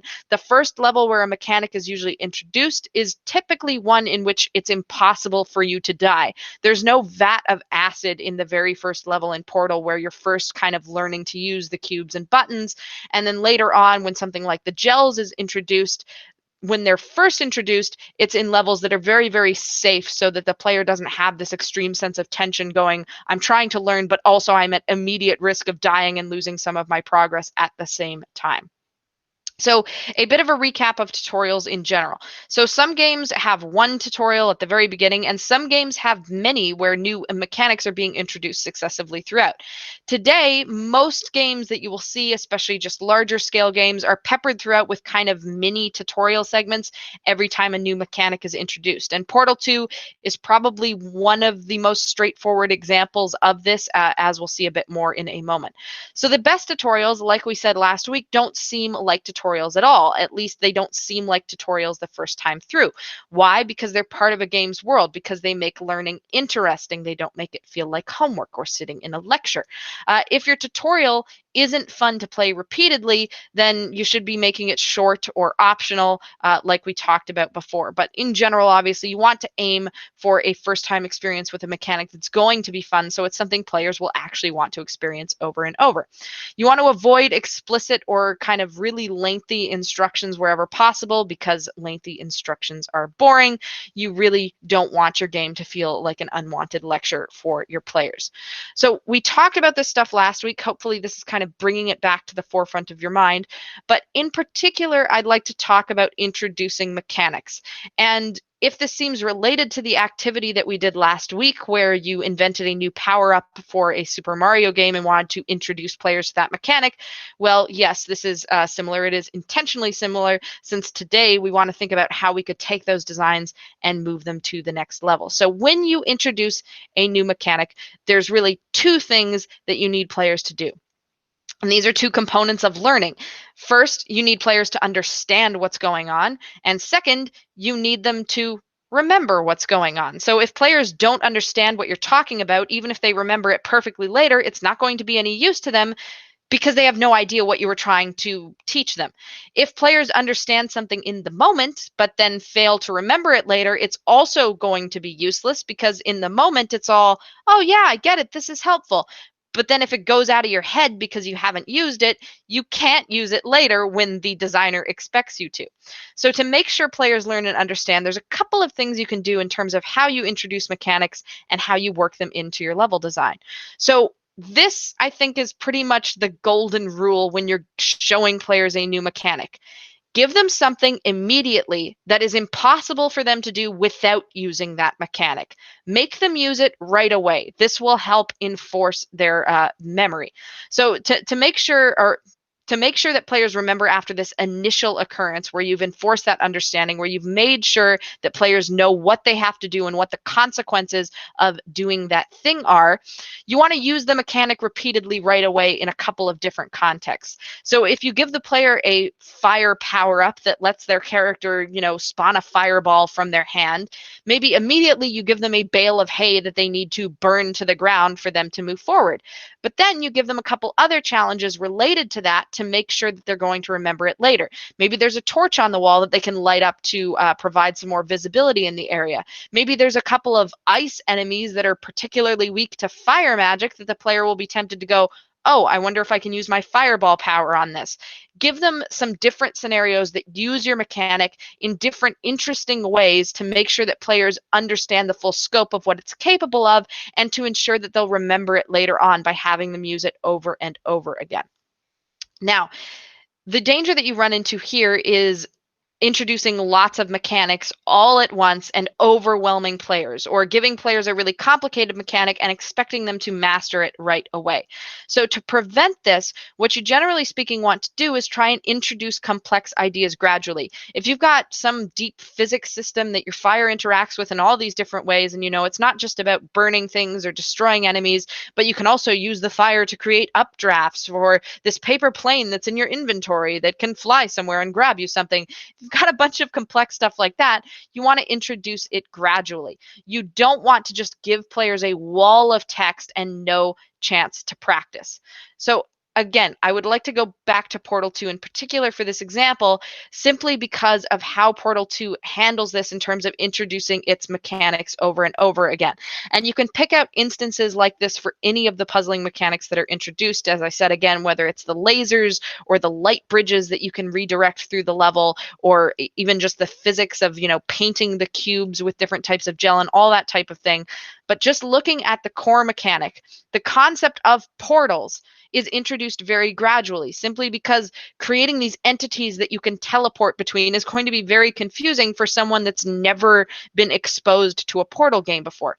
So how the game does this is, first, it gives you portals in fixed locations that you control with buttons. It says, okay, we're just teaching you what portals are, what they do. You walk through one, you come out through the other. Very simple.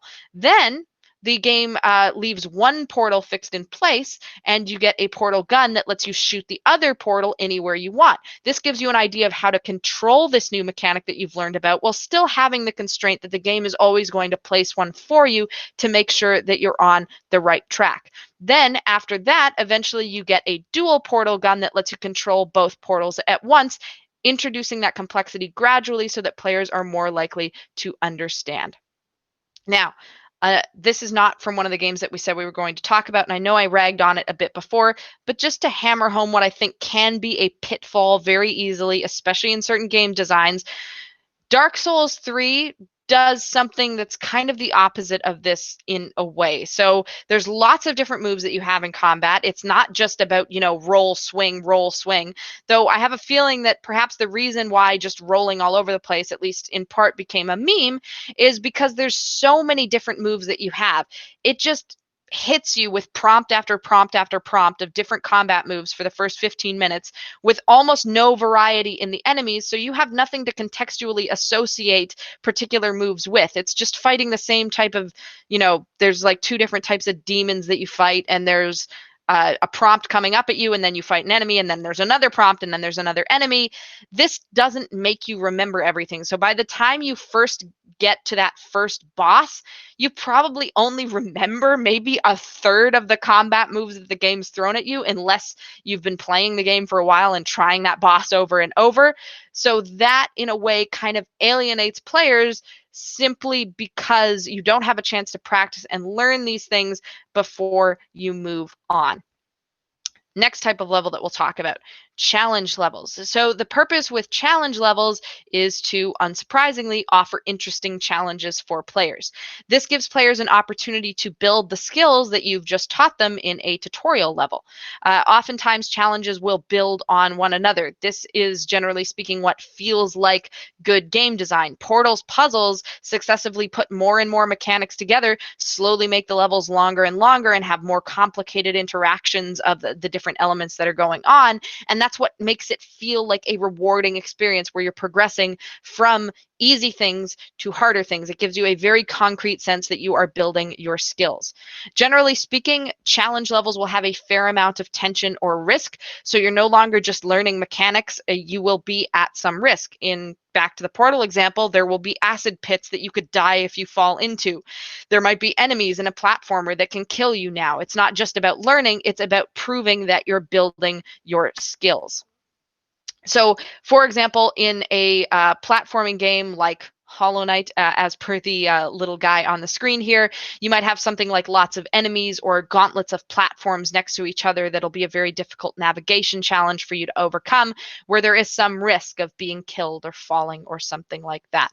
So Celeste is, I think, a game that showcases this really well, simply because every time a new mechanic is introduced, typically speaking towards the beginning of a chapter, there will just be room after room that is slowly building these challenges over and over and over again, making them more difficult over time to give you that sense of progression, and more importantly, to make sure you're building the skills that you will need to get through the ultimate challenges at the end of each chapter.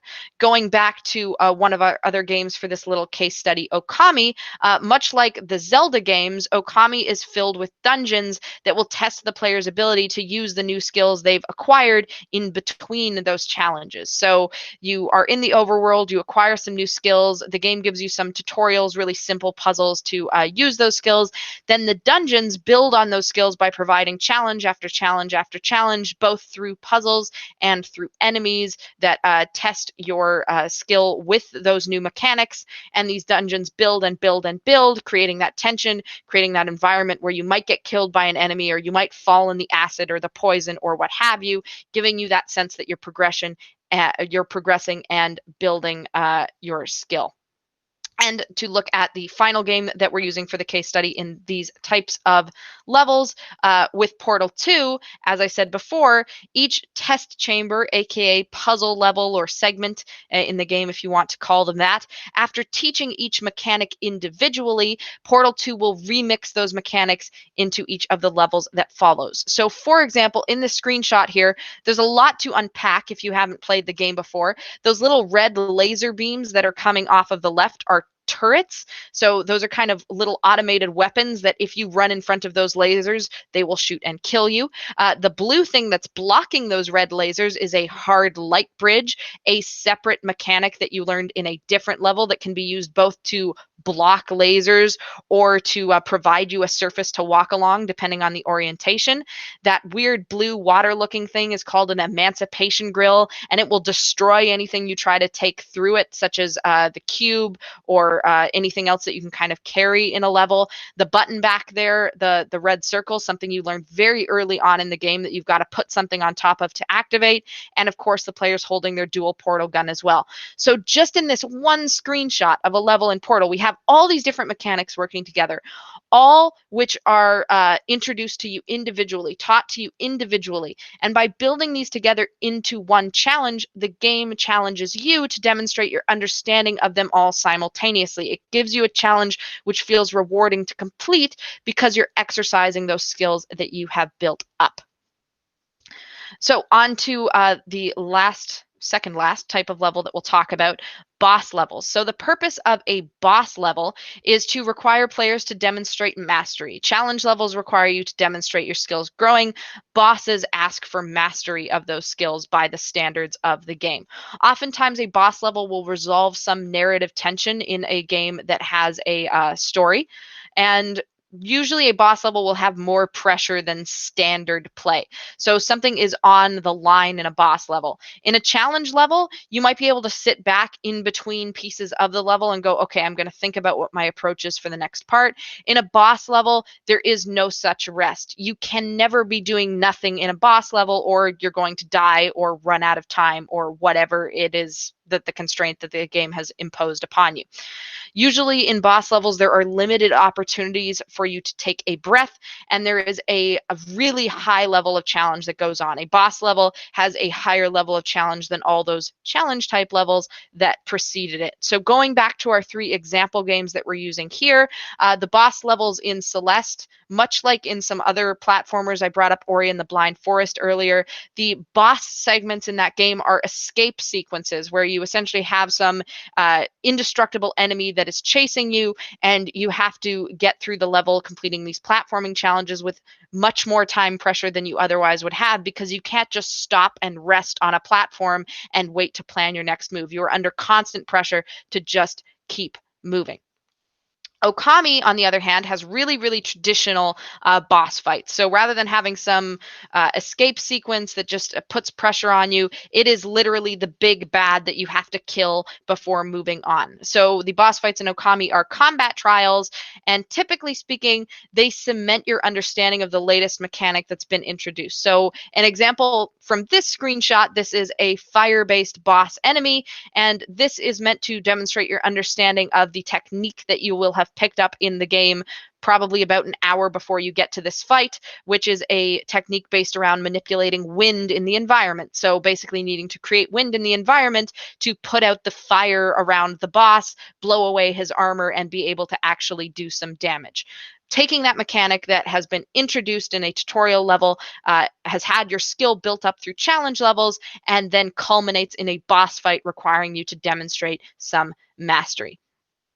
Portal 2 doesn't really have, boss fights littered throughout in the traditional sense, though there is a timed boss sequence at the end of the game that tests your understanding of a lot of the mechanics from the game's second half. So right before the ultimate narrative kind of release and resolution in the game, it puts additional pressure on you that you haven't really faced in any of the previous sections of the game, requiring you to demonstrate mastery of some of the new mechanics introduced in Portal 2, while also putting on that pressure to say, you only have 5 minutes to defeat the big bad. We're going to throw some funny dialogue at you in the meantime, but here's a bunch of pressure so that you feel like that final narrative climax is earned. The final type of level we will talk about is the type of level that you usually see placed after a boss sequence, an exploration level. So the purpose of this type of level is to let players just take a breath, to provide some opportunities for players to discover things in the game's world, maybe pick up on some interesting tidbits that have been left out by the designer, that type of thing. Generally speaking, there is little or no tension or pressure in this type of level. It is just an opportunity for players to go at their own pace. Anyone that's looking for more tension and pressure and just wants to go, go, go can feel free to just power through, skip the often optional objectives that you'll find in this type of level, and get to the next new mechanic that leads into a sequence of challenges. Often there will be optional challenges in these types of levels, so things like collecting power-ups or coins or whatever, maybe going to a shop and buying some equipment, that type of thing. In open world games, just kind of a special case, most of the quote-unquote world serves this purpose. So unless you're in a dungeon or, you know, a city and you're fighting a bunch of guards or something like that, most of the overworld is based around exploration. The reason being that this ensures players will have an opportunity to pace the game at whatever they wish. So rather than being constantly forced into, you know, challenge after challenge after challenge after challenge, the whole idea of an open world game, as we said before, is do what the designer wants you to do, but whenever and wherever you want to do it. Having most of the world as this type of exploration, low tension zone is what gives players the ability to do that. If you want to seek out danger, you go to a very specific place, or you head to the band out hideout or the cave or whatever to seek out that danger, rather than constantly having it thrust upon you. Obviously, there are some exceptions to this rule, but most open world games will follow this format just to improve that notion of players being able to set their own pace.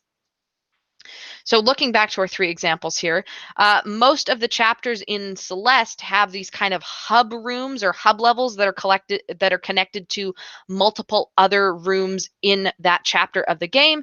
And these hub levels allow the player to roam around and explore alternate paths, usually with minimal hazards. So there'll be maybe some hazards that keep you from getting to an optional area with lots of collectibles or something like that. But generally speaking, it's a lot more difficult to die in one of these hub areas than it is in the other parts of the level. And this gives players a chance to take a break, explore, maybe practice some fancy move that they saw a speedrunner doing on YouTube, that type of thing. Now, much of the open world in Okami, and this goes back to what we just talked about open worlds in general, is designed for players to explore at their leisure. So most of the world serves that function of being an exploration level. And this lets you kind of find secrets, interact with different characters, discover little tidbits of the narrative. It's something that lets you relax in between going for all of these little side quests and running into demon scrolls to fight monsters, completing dungeons, and that type of thing. Lastly, in Portal 2, the sequences in primarily the second half of the game, the kind of old version of Aperture Science, give the player these really low pressure sequences where it's essentially impossible to die. There's no time limit on you. There's no turrets that are going to shoot at you, anything like that, which is really focused on appreciating the atmosphere of the game. And if you're the type of player that just wants to get to the next puzzle, you can just run on right through. If you're the type of player like me that actually really enjoyed these sections, it gives you a chance to sort of explore the game's world a little bit, stop, read the posters on the walls, and understand a bit more about the game's lore and narrative. I see some comments in the chat as well. Those sections were your favorite, Michael. Yeah, mine too. I know some people rag on these parts of Portal 2, but I actually really liked the exploration sections. Who Wants to Make $60 Cash? Cave Johnson's narration, of course, J.K. Simmons being the international treasure that he is, were a gem of this as well. So humor is often also something that you'll see worked into exploration sections, just to give players that feeling of taking a breath and appreciating something about the game besides nonstop challenges. So thinking about all of this, all these different types of levels, all these different purposes that happen one after another to shape that experience for the player over time, there's another way we can look at this. So if you remember last week, we talked about the idea of a difficulty curve. This was the example we looked at last week, where the challenge in a game starts low. You have your initial tutorial, it builds and builds and builds. It drops off a bit when a new mechanic is introduced to give you a chance to learn. Then it builds and builds and builds, drops off a bit, builds and builds and builds, and so on. Another way for us to look at this is to basically label this in terms of the types of levels that we just talked about. So that initial phase of learning is a tutorial level. Then we'll have perhaps a challenge level. Maybe something new is introduced at the beginning. Then it grows and grows and grows. Then we have it growing and growing again through another challenge level. Finally, when the challenge peaks and the player is required to demonstrate mastery, we'll have our boss fight. And then as challenge drops off and gives players a chance to relax, we'll have an exploration level. Now, the question here is, are there other types of curves that exist in games? Apart from difficulty, can you think of any other aspects of player experience that might kind of fluctuate as a game progresses? And feel free to type ideas in chat. Narrative, great. So a great point from Jordan here. And we will look specifically at the progression of narrative, I believe in week 9, which is strongly related to the concept that Connor just mentioned in chat of tension. So the idea of kind of the suspense that players are feeling in a game. And yeah, experience in general, right, Ariana? So the idea that maybe the excitement level of a player or how engaged they are can also fluctuate over time. Motivation, right? So how much a player cares about what they're doing, that can fluctuate based on a game's content and how far a player has progressed as well. Learning curves, exactly. So really related to the concept of a difficulty curve as well. So we talked about difficulty curve, difficulty being how hard is the game. Generally speaking, a difficulty curve will grow over time. It's not always even, as we looked at here. It will increase when new things are introduced. It'll dip when players are given a break and that type of thing. Another thing we could look at is the idea of a complexity curve. So this would increase in a very predictable way. Every time stuff gets added to the game, the complexity goes up. If stuff ever gets taken out, it would go down. So if players are suddenly unable to use a mechanic that they had previously, this increases very, very predictably and would be related to a difficulty curve as well. So if you're having trouble kind of pinning down exactly what the difficulty curve in a game would be, maybe start by analyzing the complexity curve, if you want to call it that, in a game instead. Every time something new is introduced, the complexity curve ticks up. Every time something gets taken away, it ticks down. And this is generally something that will just increase throughout a game's progression as well. Interest. So are players intrigued? And this relates to some of what was mentioned in chat, like motivation, experience, that type of thing. So this will be highly individual.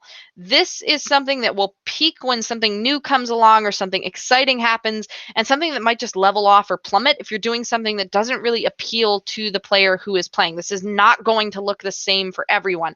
The complexity curve is, the difficulty curve might be squashed or stretched out vertically depending on how good individual players are, but interest is something that will be highly, highly individualized. Tension is another one that would be pretty individual, but is strongly related to narrative, which was brought up in chat. So tension being suspense in this sense, or kind of a thought of, oh, what's going to happen next? This kind of grows in anticipation of something. So tension will peak before a major event and then decrease immediately afterwards. So the tension before a boss fight, for example, will be really, really high. And then afterwards, it will kind of break and fall for a while to give players a chance to relax. Now, there are lots of different factors to consider that can fluctuate over time and affect player experience.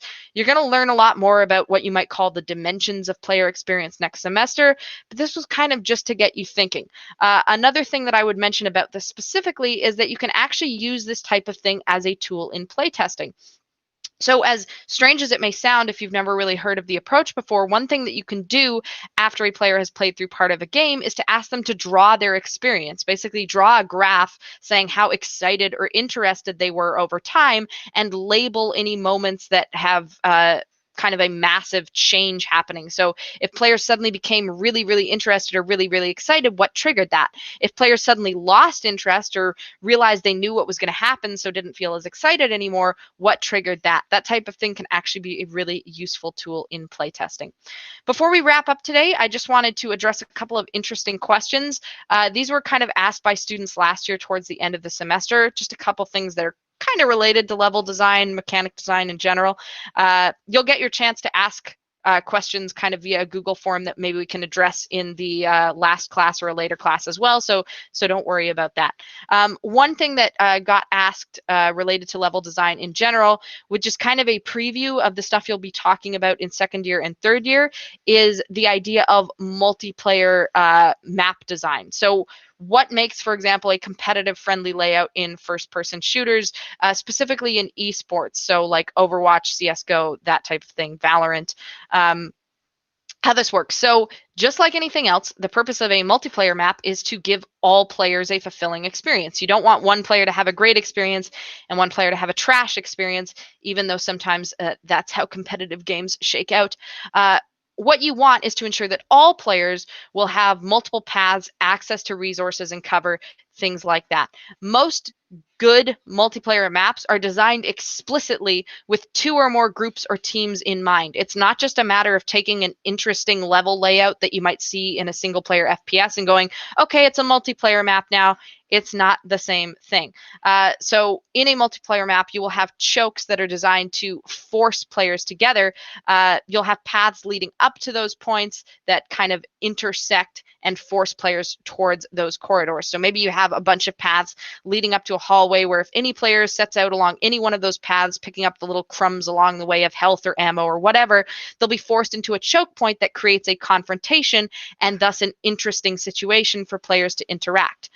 Choke points should generally also have some tactical value. So perhaps they're high ground, perhaps they have power-ups, or perhaps they're very defensible. They have health packs and things like that. You also, generally speaking, want to have support for multiple play styles. So have some low ground that's actually defensible, have some nooks for snipers to rest in, have some kind of large area where you'd need to bring in a tank next to a couple of really damage-heavy players to actually make an effective push, all of that type of thing. Ideas related to this as kind of the idea of symmetry. So what do I mean here? Well, first, a good multiplayer map should have conceptual symmetry. What I mean by that is that no side should have a consistent advantage in terms of approach or resources. This sounds obvious. You don't want to be screwed on a map just because you got assigned to blue instead of red and go, well, this is a waste of the next 30 minutes, I guess. Like, GG, I'm going to go grab a coffee because there's no chance we're going to win anyways. So you want conceptual symmetry. But how do you actually make that interesting instead of just having a level layout that feels like a contrived maze that's the exact same on both sides? Well, what you want to do is try and pair conceptual symmetry with geometrical asymmetry. So the actual layout of a map should be asymmetrical to provide some variety so that it doesn't feel exactly the same when you're playing on the opposite side that you were beforehand. There's a really cool extra credits video on this subject. We don't have time to go into this super in depth today, but if you're interested in multiplayer map design, I would recommend checking that out. So just as an example here, this map is taken from Reddit. Say what you will about the balance of Overwatch in general. I know, cough, cough, Bridget, the joke's getting old. But looking at the map in particular, just in theory, why this is an interesting map, why it's a map that is good to play, assuming everyone's balanced with each other in terms of character picks. There's multiple approaches that you can take to actually get to each capture point. It's not just a matter of having a linear theme park ride where you're always going to choke in the same hallway and that's it. Every confrontation looks the same. It's in the same place, whatever. There's kind of these multiple kind of forked pathways that you can take to get to the different capture points that give you some semblance of strategic variety. At the beginning of a match, you can see the capture point A marked on the map there. Apologies if it's a little small. It's equidistant from the red spawn and the blue spawn, more or less. There's conceptual symmetry at the beginning. Both teams need to travel about the same distance. Both teams have access to more or less the same health packs, but there's geometrical asymmetry to keep things interesting. What is kind of a fun fact here is that at the end, if you make it to the end of the match, so the defenders have lost their first capture point, the second capture point that the defenders will have to protect is located very, very close to their spawn. So the attackers have to travel a lot further to get there, whereas the defenders are basically right there when they respawn. This is conceptual asymmetry. The point being that if you get to this point at the match, the attackers now have the advantage, or perhaps they're just better than the defenders. But by moving that second capture point to be closer to the defender's spawn, suddenly it's kind of shifted the game in the defender's favor, meaning that initial advantage that the attackers have proven has been eroded a little bit. This keeps things interesting. This makes it so that if you lose that first point, the second point is a bit easier to defend, keeping the blue team, the defenders, invested because they think they still have a chance because it's easier for them to get to the point, and keeping the red team on edge, the attackers, because even though they may have creamed the defenders in the first half of the game, they're not necessarily going to be able to defeat them so easily in the second half of the match. So just a little preview about multiplayer map design there. Another question that was asked last year was about retro game design, which I think is interesting since the retro game theme in terms of indie projects and that kind of thing is still going strong today. You know, it feels like every other day some new cute pixel platformer is coming out that is a throwback to 90s arcade games. So how do you actually design something that feels good, that feels like a retro game? Well, the perhaps disappointing general answer to that is that good retro game design is just good game design. What makes a good game has not changed. A good game experience has always been a good game experience. Technology has improved, and our knowledge as designers has improved so that we no longer have to rely on, say, you know, okay, we're not in an arcade anymore, we're at a home console, so let's just give the player 99 lives and, you know, they don't have to pop a quarter in the machine anymore to start a new game, so job done, right? That's it. We've solved game design. We're not there anymore. So our knowledge has improved as well. So the distinctive feel of retro games was mostly due to technical constraints, limits on storage and graphics power, meaning, you know, you had very simple graphics, you didn't have high-res textures or anything like that. There were limits on what could faithfully be reproduced in terms of number of colors and sound effects and that type of thing.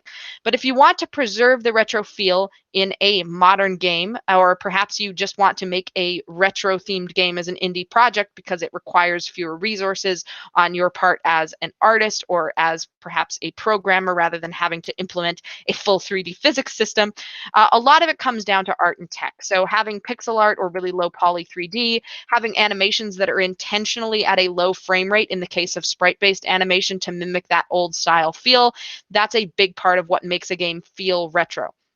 Having a chiptune soundtrack and sound effects also, and having choppier physics. So not bad physics, just something that doesn't feel floaty, that doesn't feel like, you know, it's got the whole power of Unity or Unreal behind it, and you've got perfect collision detection between 20 different things that are falling on the screen. Just something that's really basic that feels kind of like that choppy, old-fashioned Prince of Persia type thing. From a design standpoint, which is, you know, why we're here, the simple answer is that retro games were basically heavily focused on polishing the core experience of what they wanted to achieve, the core experience of a genre of games oftentimes. You just didn't have a lot of storage space to have all these different levels, all these different mechanics, all the processing power to run some physics-based combat system with RPG elements, tech tree crafting system, blah, blah, insert modern game design buzzwords here. So from a design standpoint, to make something feel like a retro game, you'll often want to just polish the core experience that that genre offers. So game designs should be simpler if you want to preserve a retro feel. You don't really see things like in-depth tech trees or RPG elements in non-RPG games from, you know, the 1990s. That's sort of something that's just happened in the past 10 years or so. You also, generally speaking, want to lean a little bit heavier on skill-based progression if you want to make a retro-style game, simply because something that you would see in an arcade or an early console game was really kind of based on difficulty and players playing something over and over again to learn it, rather than having this huge wealth of content that players would be unlocking over time, again, largely due to technical constraints. But if you're trying to preserve that feel, these are some of the design considerations that you can make. So that was a lot. We talked about a lot today. We've still got the activity to get through. So just quickly to recap, we talked about some different approaches to level and content design, hand authoring, procedural generation, letting users make things themselves. We talked about elements of levels, so goals, constraints, obstacles, approach, progress, all that jazz, how those make those individual levels work. And then we talked about types of levels as well. So after we put all that stuff together, and before we even figure out what those individual elements are going to be, the different purposes that levels can serve, whether tutorial, challenge, boss, exploration, and how those contribute to the player's broader experience. So next week, we are going to be looking at creative direction, aka Art and Music Week. It's going to be a cool time. We are going to be violating the Spotify terms of service as promised earlier. Going to be a fun time. I'm very So, excited for the sounds. I'm glad. Before we get started on today's activity, just to introduce an assignment. This is already posted on Canvas. I posted an announcement about it last week as well. Basically, I'm asking you to create a one-page style GDD for the game-related project of your choice. So this can be an original game-related, it can be an original game idea, it can be an idea for DLC on an existing game. Basically, just something that shows me that you have learned about game design, that you're applying those skills, and that you're putting in that effort towards an original idea. So I want this to be something other than a GDW game. I want this to be something you come up with yourself, that you kind of as an individual are passionate about. And remember that one pager here does not imply one letter size page. So usually this is like a poster size format. You could use something like Microsoft Publisher or Photoshop, even, PowerPoint really zoomed in, but I would probably recommend downloading something like GIMP or Paint Tool Side. Just acquire some software that will let you to make that will allow you to make a nicely laid out document that's relatively large, and be creative with your presentation. So there's some examples of this type of stuff in the week 3 slides, and some more guidelines on one-page GDDs in particular. You can see an outline of the marking on this slide, and there is a much more detailed outline of the assignment on Canvas. I know you guys have a lot going on right now. I think this is set to be due right now on November 6th, I believe. I'd have to double check the assignment outline. If that's a lot and it seems like it's maybe too much, maybe we can kind of gauge the opinion in the Discord. I am open to extending that. As I explained in the Canvas announcement, the reason why I have it due relatively soon is to try and make sure that you won't be leaving it to the last minute, simply because we've got the second GDD coming up, and then the game pitches and all that good stuff at the end of the semester in your GDW. So having the deadline this close was kind of just to try and make sure your semester wouldn't be completely backloaded. So the activity for today builds on last week. So what I want you to do for today is to take the level you created last week, reflect on how you could change it to become a better tutorial level based on what you learned today. Maybe write about a paragraph about that. So, a few sentences. And I want you to extend what you created last week with at least 2 new challenges. You can also feel free to modify some of what you made last week as well.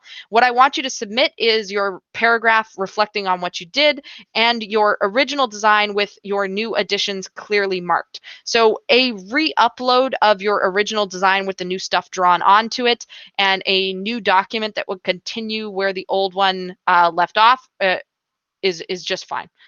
It's basically, you can format this any way you want, as long as what I've asked of you here is clear from your submission. Now, if you didn't complete the activity from last week, do it now. The instructions are in the lecture slides from last week, available on Canvas, and make sure to apply what we talked about today. If you didn't do the activity last week, you don't have to do the new stuff today, though. Just make sure you're following what was outlined on the slides last week to a T, if that is the case, because you will lose marks if not everything is there. So I would encourage you, if you have time, if you didn't do the activity last week, to do both last week's and tonight's, because you'll learn more that way. But if you didn't do last week's, you can just do last week's tonight, applying what we did today, and that is perfectly fine. There is a Dropbox on Canvas that should be published now. This will be due tomorrow at 11:59. My expectations will be as if you just basically had the 40 minutes or so that you have now to do that. But, in case you just want to log off and eat, or you're tired right now, we'll have some extra time for that. So outside class this week, what I would like you to do is try and figure out the intended function of levels or zones of a game's world as you're playing through them. Think about what the designer's intent was for you to experience. Are they trying to teach you something? Are they trying to challenge you? Are they trying to resolve tension? Are they trying to give you a break? What's the intent of those parts of a game's world? So yeah, that's about it. Thanks for coming out. I will stop the recording now for anyone that's catching this after the lecture. See you later. And